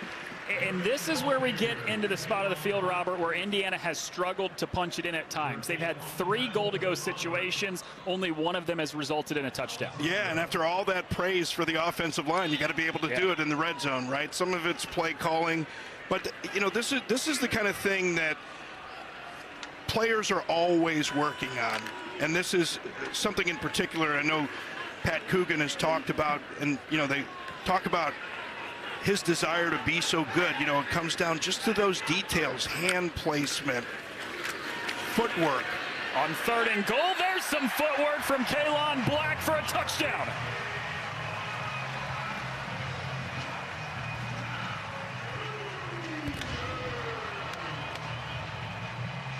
.23 unanswered for Indiana, who has jumped all over Old Dominion early in the 3rd. We talk about left guard Drew Evans and his ability to pull, getting around again. And you know what they tell you as a running back, you got to hug those double teams, you hug those pullers, and what you're trying to do is set up those angles. Now understand, you got to stay tight to those blocks to stay under defenders that may be scraping. Radicic's point after is straight down the middle. It's 24 straight for Indiana. Woo, the microphone fiend. Are you kidding me? Eric B. and Rakim. That's a strong way to go to break right there. Y'all don't know nothing about Eric B. and Rakim. 24/7. I win, Google me, made its rounds last year. We all know that by now. But in fairness to Kurt Cignetti, it's because it's true. 6 years at IU Pennsylvania, he goes 53-17. 2 years at Elon takes them to 2 tournaments. Then James Madison, 3 years where he won, or 5 years where he won 3 conference championships, comes into Indiana, who won just 3 games the year prior, and turns them into an 11-win team a season ago. Of course, his father, Frank, played under him at West Virginia his first 2 years there, and then Don Nealon took over, 79. Coach's sons look at the game a little bit differently, I think. And, you know, I think what's interesting, though, is the way that coaches, you could just kind of tell the way that they deal with the media. You know, I think even Nick Saban at the end of his career, they just handle the media a little bit differently. They have a little bit more fun with it because they understand that you're always selling yourself. I mean, they always knew that to a degree, but I just think the way that kids kind of look at clips like that and, like, you know, they just say, ooh, you got some aura. He said, Google me. Colton Joseph in this Old Dominion offense out there for the first time in the 3rd quarter. He goes play action, zips it over the middle, and it's pulled in by Abdul Rahim Gladding for a first down. Yeah, and Gladding does a nice job reaching back for this football because, once again, like we saw in that first half on the interception, Joseph just a little bit behind his receiver. Flag on the play here at the start. Joseph to the far sideline and is too tall for his intended target. We'll have to check on the flag. Illegal formation, more than 4 in the backfield offense. 5-yard penalty, first down. That backs up Old Dominion 5 yards. Well, they have this formation where they have two wide receivers split out. I mean, this is kind of like the old Bryles days at Baylor, right? You line those receivers up outside the numbers and try and force certain decisions inside of the box, but those players have to be very careful of their alignment, not getting too far back and counting in that backfield number. Play action. Joseph off his back foot. Oh, deflected and nearly intercepted again. It was Amari Farrell who almost came up with it, and Lewis Moore had the deflection. Well, so much of throwing the football, you talk about those throwing sports, right? The old kinetic chain is footwork. And what you see from Colton Joseph is he doesn't get his drops back deep enough, so he's too close to the line of scrimmage when he makes some of those throws that ends up causing some inaccuracy, especially some high balls, because he can't step into his throws. On 2nd and 15, he gives it up to James, who slips trying to turn the corner. Got maybe a yard, and it's 3rd and 14 for the Monarchs. That's what they call cutting off of that inside foot. You can't do that as a running back. You're going to lose your footing every time. Indiana sends just 3. Joseph has to escape, tries to direct the offense, floats it down the sideline. That's caught, but incomplete. Caught but incomplete. That's an interesting way to say it. I don't know. Did he go out of bounds initially? Yeah. It looked like he came back in bounds, but if he goes out of bounds himself, that hat comes off and he becomes ineligible. If he's forced out, he can get back in, but it looked like he doesn't get back in.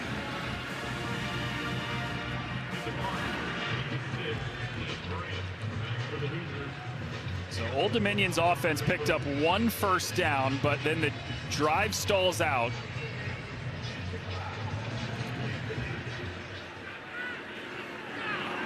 Ian Brandt on to punt it for the 5th time today. Jonathan Brady back to return it. From the 15, sidesteps 1, cuts up field, and lunges forward for 9 yards. It's all Indiana right now, 24 straight. Hoosiers over Old Dominion.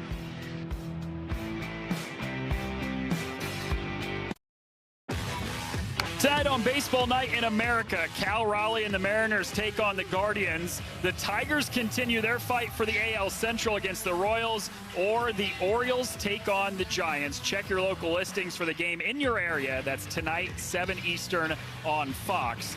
And speaking of baseball, how about one of Old Dominion's most famous alums, Justin Verlander, set the school strikeout record for Old Dominion, went on to be the #2 overall pick in the 2014 draft, or 2014 draft, yes, by the Detroit Tigers. I gotta go check out his history. You know, guys like him you would expect would go straight out of high school, but you know, some guys just develop later or play in other sports. So Indiana takes over. This is Lee Beebe hopping over defenders, and he got pummeled at the 31. And go with a little counter action there. They get Lynch and Benson running on that one. You get those big offensive linemen pulling out in front of you. You love to see that. And again, this is the kind of thing, you know, in a game like this, you get a lead like this, you want to get your linemen used to doing things like that they're going to be seeing with much tougher defenses later in the year. It's Beebe again. He gets upended across the 40 down to the 42 for 11 yards and a first down. Well, you can see those guys, you know, guys like Beebe. Beebe had that fumble early in the game. You'd love to see those guys get their chance, come back in the game, and you can just kind of tell, you know, the way that he's gone down on those last 2 runs, you can just tell he's a guy running with reckless abandon. He's like, you fumble, you got to come back in and do something. And he has with the first 2 carries. It's now a 3rd consecutive, and he picks up just 1 yard. Chris Trinidad with the stop for Old Dominion.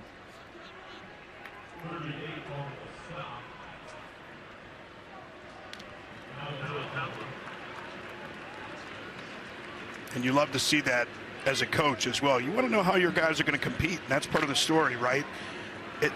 Whether you're gonna fail, right? Like it's not a question of if, it's a question of when you're gonna fail. You're gonna make mistakes out there, especially those critical type fumble mistakes. Coaches love to see how players, especially young players, bounce back.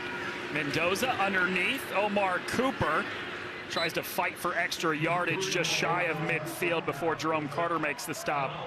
6-yard pickup. 3rd down coming up for the Hoosiers.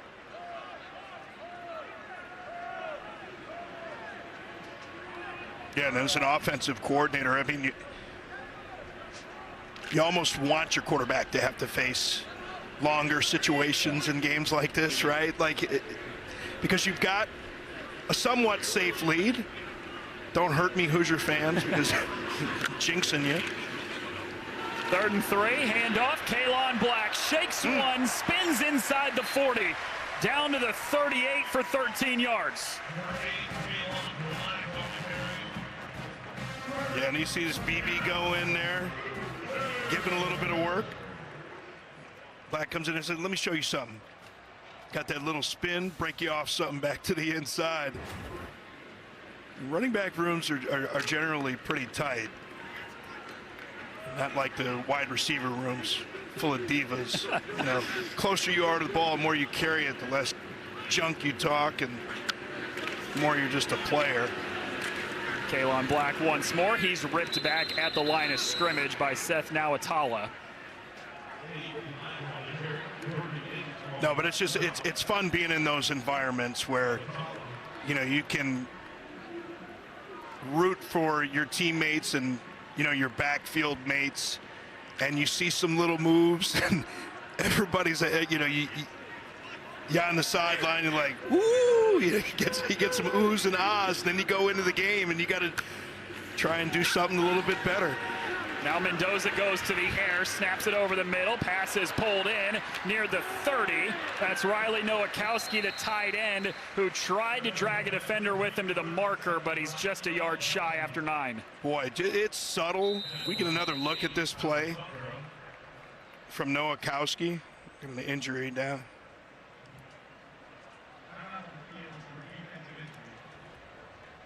I want you to take a look at Nowakowski after the catch on this play. And watch how he gauges where the defender is and just changes his stride just a little bit.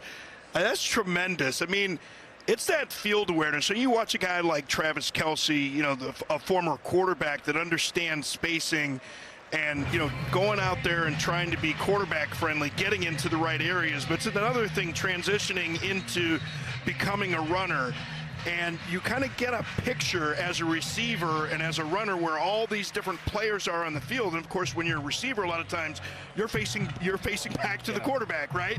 So you get a feeling of where those defenders are. But it was just a tremendous job there by Nowakowski. Not a huge play, right? But that's the difference between that 3rd and 5, 3rd and 6, and now a much more manageable 3rd and 1. That's why those kind of little movements can be so important.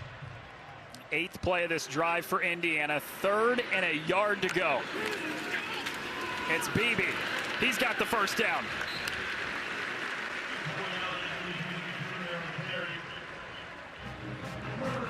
8 for 11 on 3rd down now for Indiana, and a lot of it has to do, Robert, with the fact that what you just talked about. It's been a lot of 3rd and 1, 3rd and 3, and not a lot of 3rd and 10s. Yeah, those early down success, staying on schedule and pounding it with the run game. Haven't seen what it is total on this drive yet, but dominating up front. Beebe again slithers through a hole, cuts back up the middle. He's down to the 10 for a first down. Oh, looks like Pat Coogan. It looks like he got up. He's okay. I want you to watch Pat Coogan at the end of this run. Watch the center. He's going to get up and make a block. Watch him turn back and make this little block just enough to clear a little space, and he kind of extended that right leg. You could see him reaching there. I could see that from up here. Hopefully he's okay. He just kind of got that foot landed on. Nice to see him up and back in the game. Former Golden Domer. 14 more on that run from Beebe. Here's the give again. Beebe lowers the shoulder, and he gets planted at the 6 by Jerome Carter.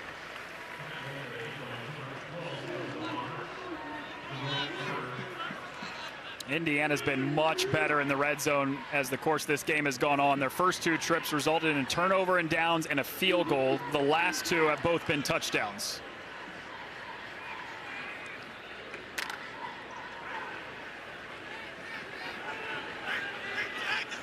Beebe goes out. Roman Himby comes in. The running back next to Mendoza, who's in motion to the left. Mendoza to the corner, wanted Surratt, and it's deflected. Well, we talked about Justin Verlander as a pitcher. This is just wrong pitch selection from Mendoza. He went with a fastball here and got to get a little bit more air on that thing. You know, if you're going to go with the back shoulder, the throw's got to be more to the outside, and if you're going to try and float it up over him, got to change that trajectory just a bit. Botros Alessandro with the coverage to force the incompletion. 3rd and goal from the 6th, 12th play of the drive for Indiana. All kinds of space, but they're going the wrong way. And Roman Hemby gets stood up immediately for a loss of 1.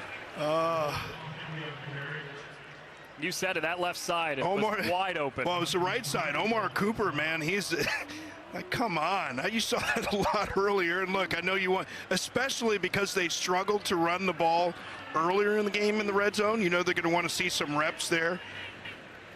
You know, as Mike Shanahan, the offensive coordinator, and Bob Bostad, been around this game for a long time, offensive line coach. Wants to see those guys get the job done in the red zone.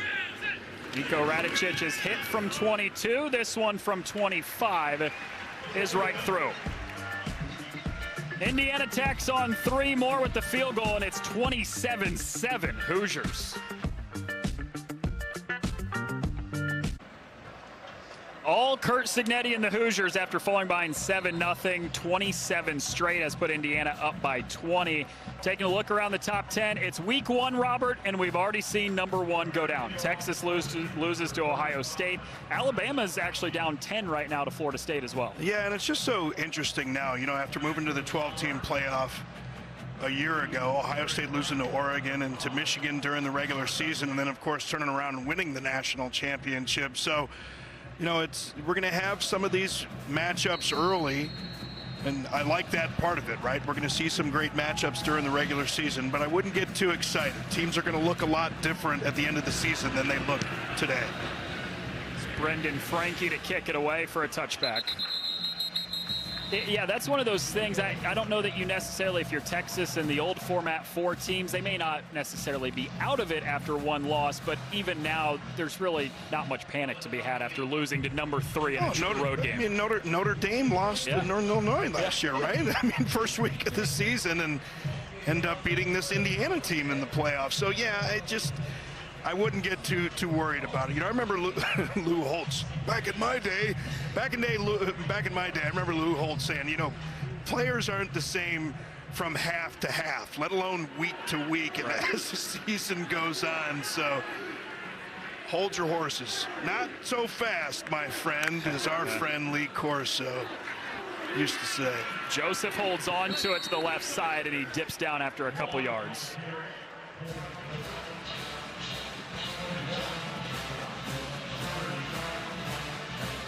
Old Dominion offense had 75 yards on the first play of the game. It was a touchdown, and since then, this Indiana defense has been fantastic. Joseph, pocket suffocates, and he's sacked.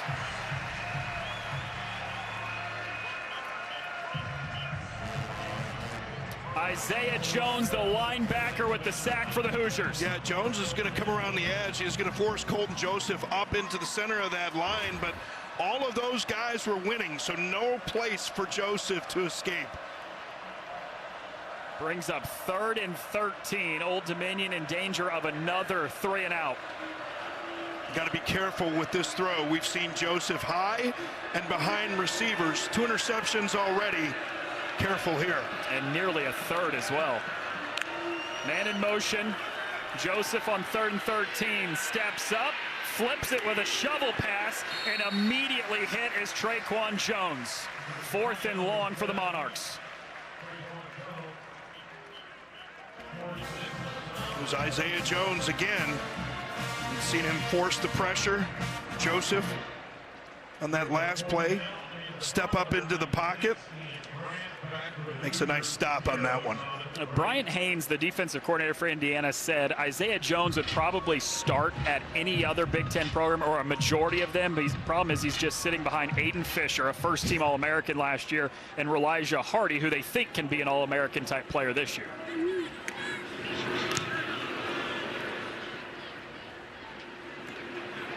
Brady with a fair catch at the 32, and a flag is in at the end of the play after a 40-yard punt.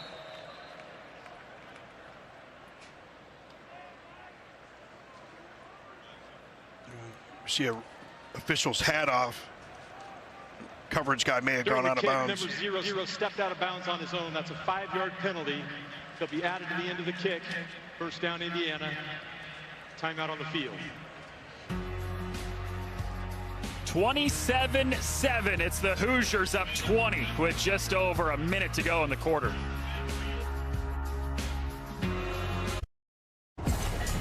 Kurt Signetti told us yesterday, Robert, the plan was to run the football, and Indiana's done that. Yeah, they certainly have. And we talked about the problems that they had with the offense, and particularly the run game stalling in the red zone earlier in the game. So you can see a heavy dose of this as they got a lead. And, you know, they talk about the difference, right? What actually determines whether a team's going to be a winning team? Actually, the offensive line, right? This is something that we heard during the week. Kevin Decker was talking about that, the offensive coordinator from Old Dominion. But I think it stands true, really, for any offense.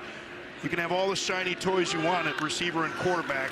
Got to have an offensive line to open holes. This is Roman Hemby lunging down just a yard shy of a first down as the Hoosiers go over 250 yards on the ground today. Yeah, and you know, the word that they use is demoralizing, right? When you can't stop the run, it's demoralizing. And when you have a size mismatch like that, you know, this is one of those things. Not only does Kurt Signetti, you know, want to get his offensive line playing the way that he wants them to play, he wants to wear those guys out defensively. How dare you go up 7-0 against us at home? It's Roman Hemby again. He picks up 2 for a first down. He's gone over 100 yards on the day. Only did that once last year when he was at Maryland Terrapin, and funny enough, it was against Indiana. Yeah, they're very happy to have him. In this age of the portal, you see certain guys become available. You think they'd be great additions. Hemby certainly has shown himself to be that today. As long as he's not flipping the ball to his quarterback. Improving. One mistake, Robert, one. That's all he made. 4s go up in the air. We're headed to the 4th in Bloomington. Week 1 of college football, and it's all number 20 Indiana, up 27-7 on Old Dominion here on FS1.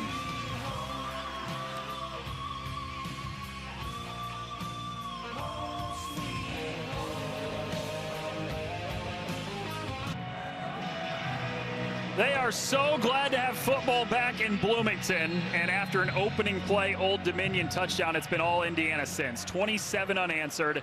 They've got a 20-point lead as we enter the 4th quarter.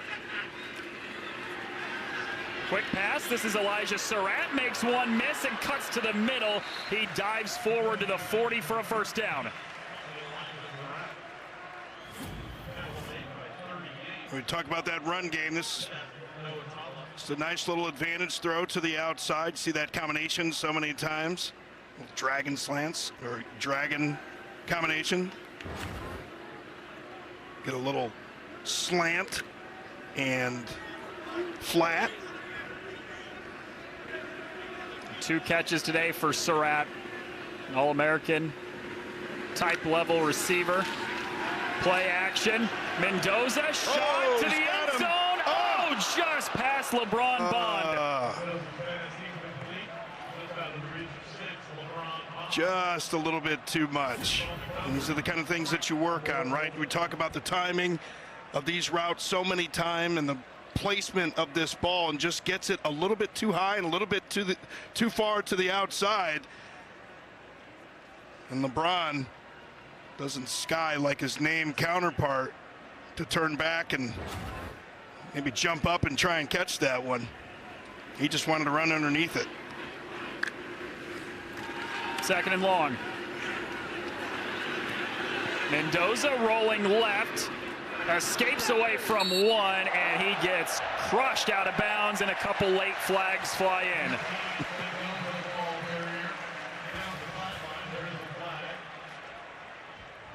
Defenders get frustrated, man.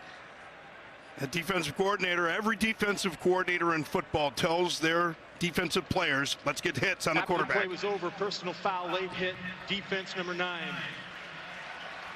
DeAndre, 15-yard penalty from the end of the run, automatic first down. DeAndre Lynch took it to heart. And he said, hey man, I'm running all the way over to the sideline like that. I got a chance to get one more hit on the quarterback. Yeah, that was a bad one. Just got to know, he's all the way out of bounds like that. Just pull up. As tough as it may be, big man, it's not worth penalty to your team. An 8-yard run plus a 15-yard penalty has the ball at the 16 for Indiana. Yet another red zone trip for the Hoosiers.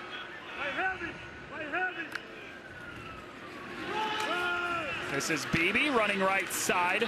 Pummels over the defender down to the 10. All right, let's go to L.A. for Mike the Thrill Hill. Little all-state game break. We won't be mad at you, partner. You give us one of them little nuggets. We got you 24-7 Cyclones, Iowa State over South Dakota right before the half. Kyle Conrad, he attempted a 63-yard field goal, and he got it. Here's a nugget. That's a new Cyclones record. Noah and Robert, they're up 27-7 in the third. There we go. Thrill the Hill. 63-yard field goal. My goodness. Mike the Thrill, he never disappoints. Beebe up the middle. Couple yards. He's down to the 8.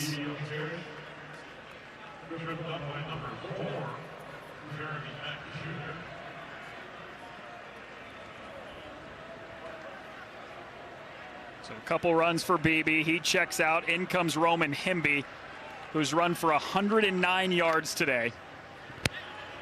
Part of a Hoosiers offense that has gained 440 yards of total offense, 277 on the ground. I think this is where you want to get Mendoza a few more shots, though. Instead, they go to Himby. He's twirled down right at the line of scrimmage. 4th down. They're going to go for it. Nope. Yep, going to go for it. Sure are, keeping the offense on the field. It's week 1, right? Opportunity to work on these kind of situations. Absolutely, and then, I'd like to see him get situation like this, 4th and just a little bit less than, looks like a short 2. You probably want to just go ahead and run it, but with a guy like Mendoza that's struggled some with his mechanics, I'd like to see him get more opportunities to throw the ball. He does throw it here. Slant route towards the end zone. No flag. Incomplete. Zion Frink with the coverage. One-on-one against Elijah Surratt. We've seen our man making some plays today. Zion Frink breaks up the pass. Indiana does not convert on 4th down. Old Dominion gets it when we're back. It's my kind of crowd, Robert. We got a hot dog gun shooting hot dogs into the air, into the crowd by a hot dog. A man in a hot dog costume. We got it all.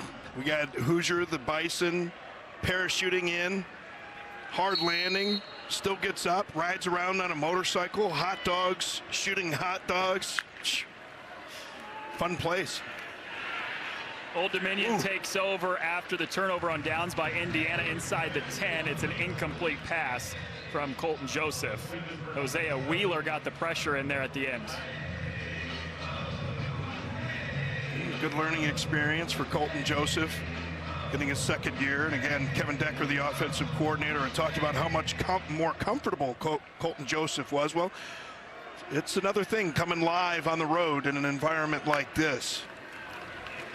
Play action. This is Joseph. Rolling right, throws on the run, and the pass is pulled in for a short pickup by the tight end, Jalen Butler, for 4 yards. Well, it doesn't look like much, but this is what you do want to see from your quarterback. Understand when you need to climb in the pocket, when you need to slide in the pocket. Eyes always downfield, staying poised, protecting the football, and a nice accurate throw. Comes a 3rd and 6, trying to avoid another 3 and out.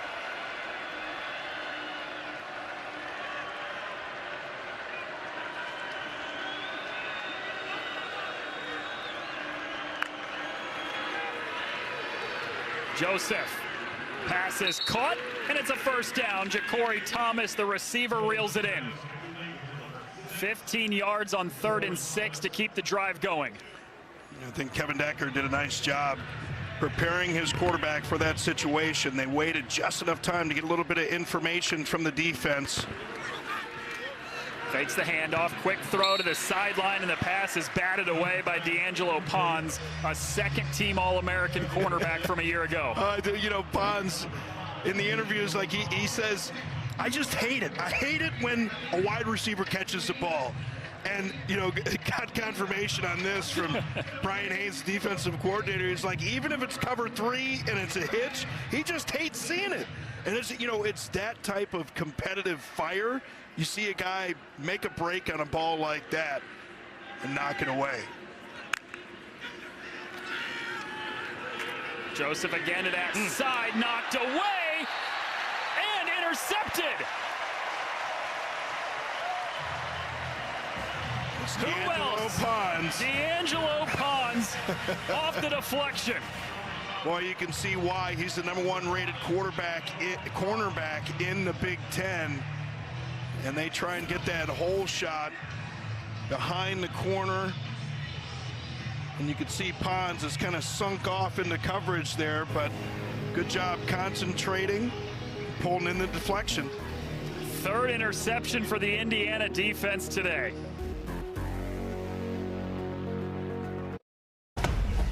An Indiana defense that returned some stars from a season ago. Mikhail Kamara led the country in QB pressures a season ago. He was an All-American. Aiden Fisher's 2nd straight year with at least 100 tackles. And then D'Angelo Pons, the cornerback, who was a 2nd-team All-American a year ago, just had his 1st interception of the season moments ago.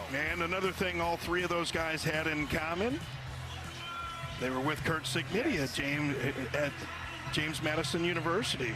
All came over as part of the 13 players that made the trip with him and really turned this program around. And what does that say about what Kurt Cignetti and his staff were able to do recruiting there at James Madison, that they were able to get players like Kamara and Fisher and Pons there at James Madison.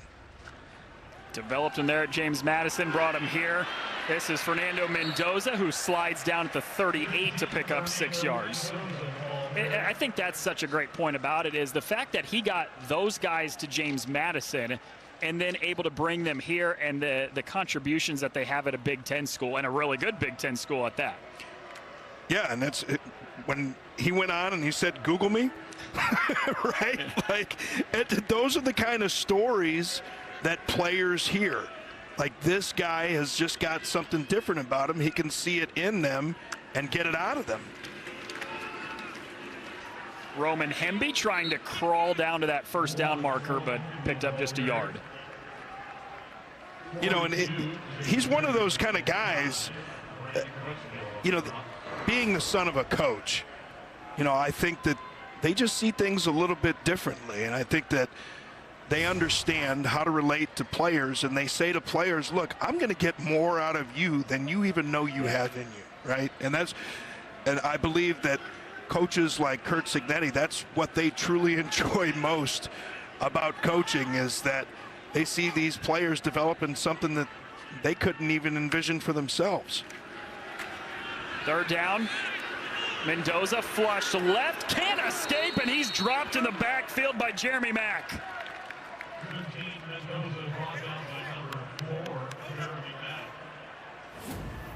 Yeah, Mendoza, he's going to get flushed to his left here, and being a right-handed quarterback, you just have to do so much. You got to flip those hips so quickly to be able to get that ball out of there.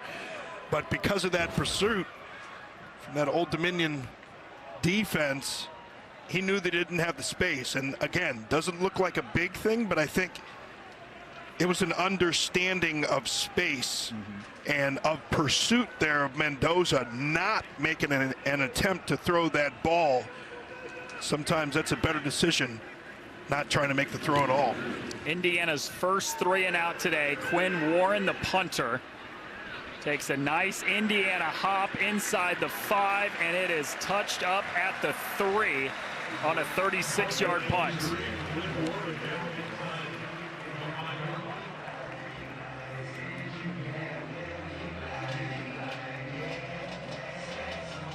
If you're Old Dominion now, Robert, you had that first play touchdown, 75-yard run from Colton Joseph, and now, I get it, you're down 20, 8 minutes to go in the fourth quarter, but if you can put together a drive here, maybe get some points, you're going to feel a lot better about yourself going into week 2. Yeah, absolutely. I mean, and football's it's not the kind of game where you just say, all right, well, let's just forget about it, right? Like, let's just walk off the field.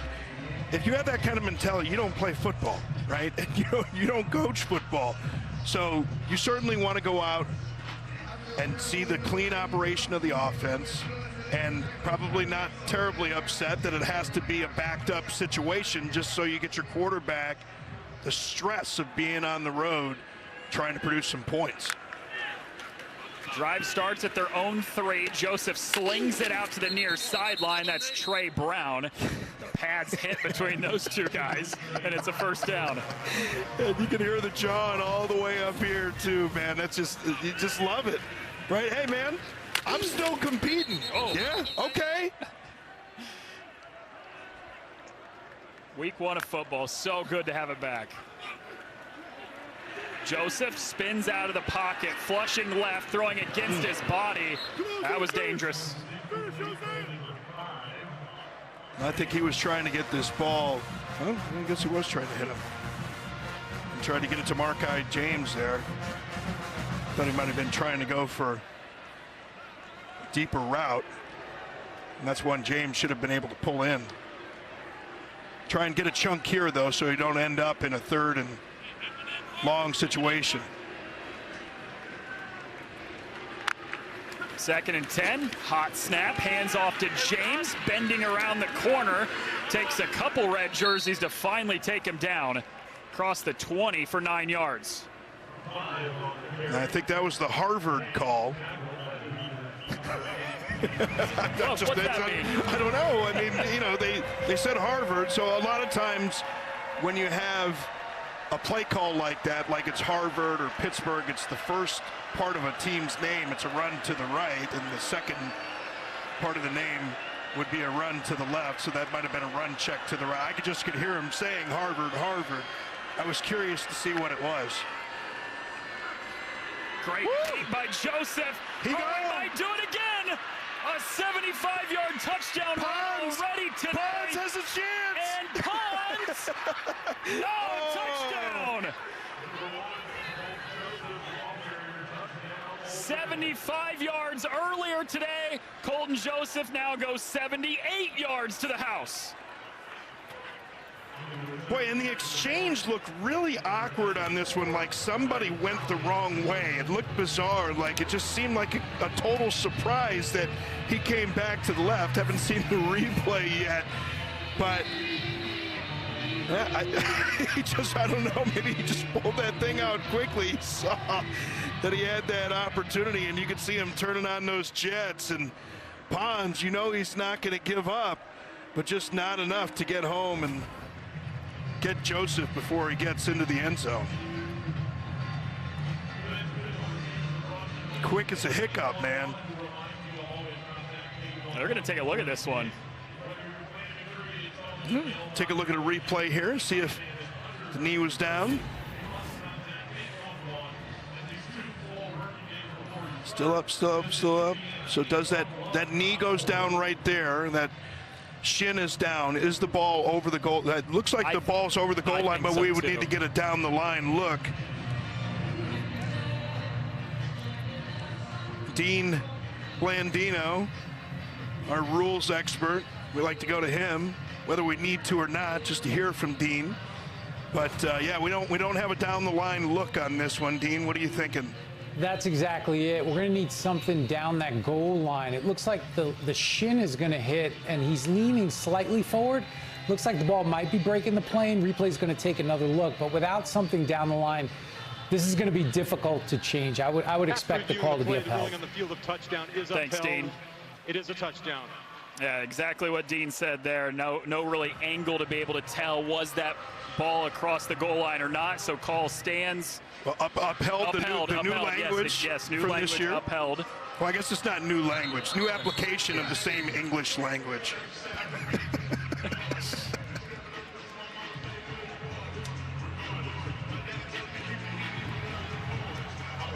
Four-play, 97-yard drive that took less than 90 seconds off the clock. Oh, look at the offensive linemen love this opportunity to line up wide. Are they going to keep him out there? No, they're going to shift him back in. One of them hoping beyond hope that they get an opportunity to release for a touchdown reception. Point after is through. Snaps 27 unanswered by the Hoosiers. Old Dominion with a 78-yard touchdown run from the quarterback Colton Joseph has pulled within 13.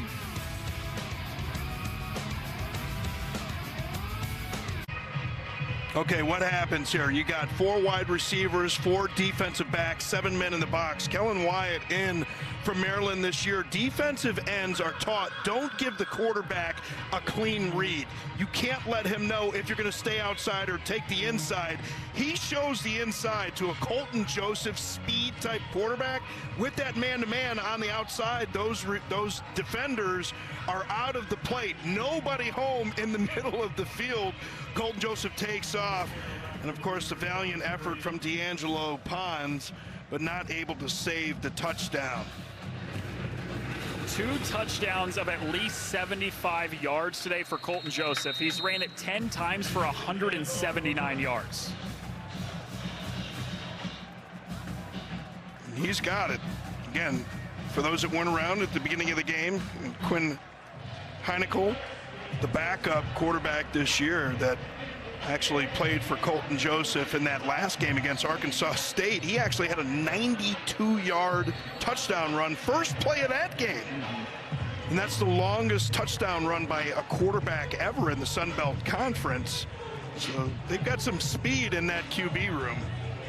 Changes this game a little bit. I know it's a steep hill to climb out of if you're Old Dominion, but 2-score game, just under 7 to go. Indiana's offense had not had a 3-and-out until their last drive, so trying to make something happen here with Kalon Black spinning away from a tackler, and he dips down to the 27 for 2 yards. Yeah, certainly Kurt Signetti and Mike Shanahan, the offensive coordinator, aren't going to be anxious to try and give too many opportunities for this Monarch defense to turn the ball over, so I'm going to play fairly conservative, to your point, partner, about Old Dominion certainly not being out of this. They got to be more stout than they have for most of this second half with their run defense. Black again, straight up the middle. He darts across the 30, and it's a 3rd and 4 coming up after Keyshawn Thomas makes the stop.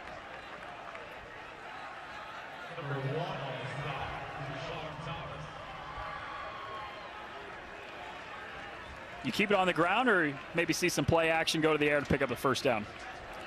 Yeah, well, with Mendoza's legs, and you don't want it going to the left. You want that fake over to the right, maybe, but you'd like to get him onto the edge with an option to throw the football.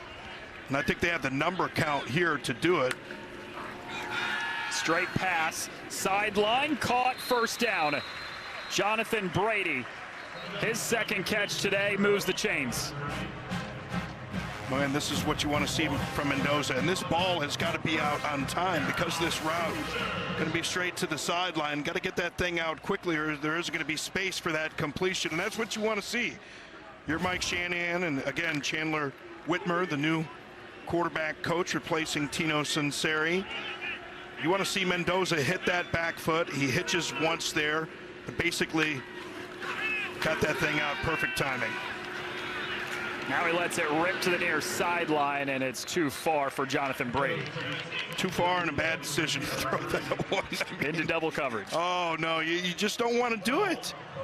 And, you know, that, and it seems like a little thing, right? Like we're up 27-14. You know, you're thinking that, but, you know, a decision like that to throw a football into double coverage, I mean, that changes the complexion of the game completely if one of those defenders is able to pick that off. There's a flag at the start of the play. Mendoza nearly picked off. Brandon Crutchfield was there. It's a couple decisions in a row. Offside. Defense number 1 in the neutral zone at the snap. 5-yard penalty. Second down. So it makes it 2nd and 5 because of the offsides.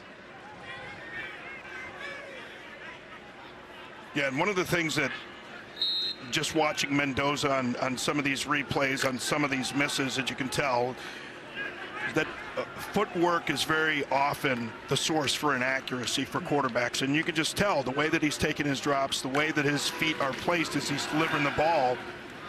He's got some work to do there. Delivers that one to Charlie Becker, the sophomore from Nashville, Tennessee. First down.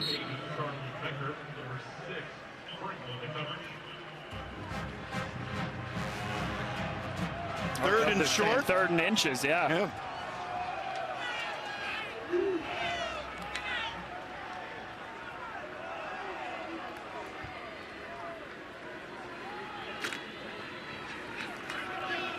Now you get a chance to lean on Coogan and the big boys up front, pack them in tight, but this is one where you might have Mendoza keep it on the outside. Well, it's Naylon Black, and he's right at the line to get.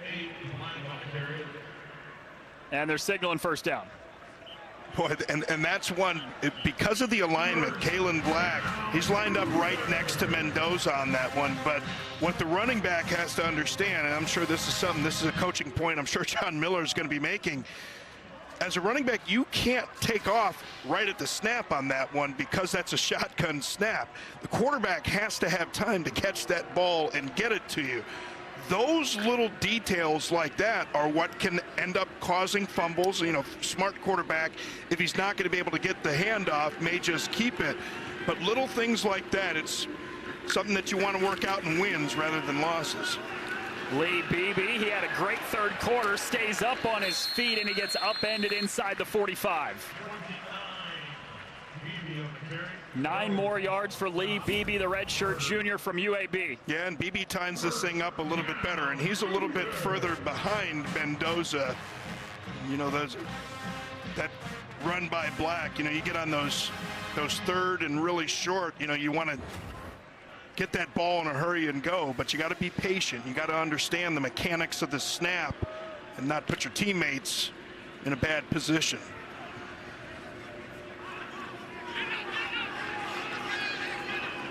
Clock winds under 3 minutes to go. The 2-score lead for Indiana, trying to run the clock down as low as they can. 3-yard pickup here on this carry.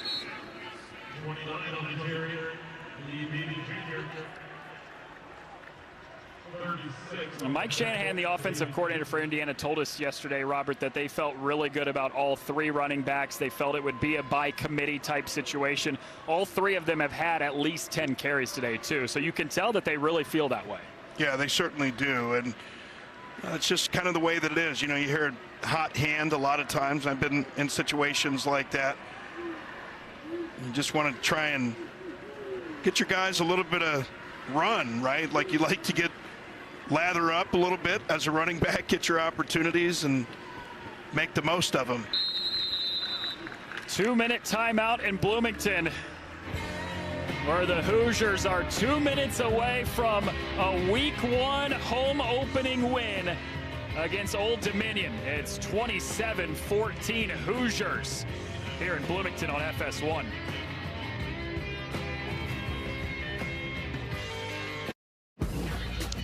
Today's Smoking Players of the Game, sponsored by Old Trapper. What's your beef? And yes, players, because the run game for Indiana today ran for 301 yards. Gotta love it. You gotta give credit where credit is due, the old line. And now, in the age of name, image, and likeness and all sorts of forms of payment to the players, those guys better be taking their offensive linemen for some food. Right. Now, back in my day, you know, the jokes were always, you know, hey, you went to Ohio State, you took a pay cut when you went to the league. It was like, man, I got my first car 5 months before I got drafted, and it broke down 3 months before I got drafted. True story. Oh, Little trick play. I don't. Throw, caught.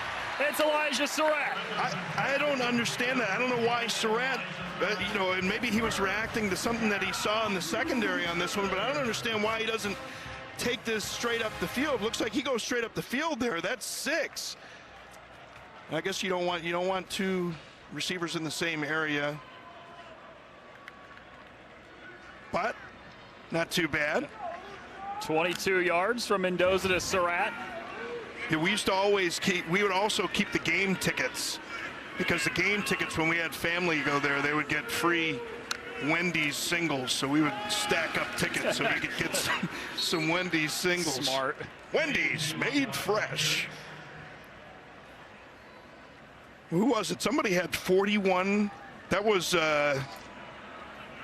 somebody had 41 players here, or 41 visitors here That's today. Zach, had to get 41. Zach Barlev, yeah. the left tackle for Old Dominion. Yeah, Zach Barlev had 41 players. And NIL money comes in handy for that, too. Grew up in Bolingbrook, Illinois, just outside of Chicago, 3.5 hours or so from Bloomington. A lot of family and friends in attendance for Barlev today. Kalon Black inside the 15.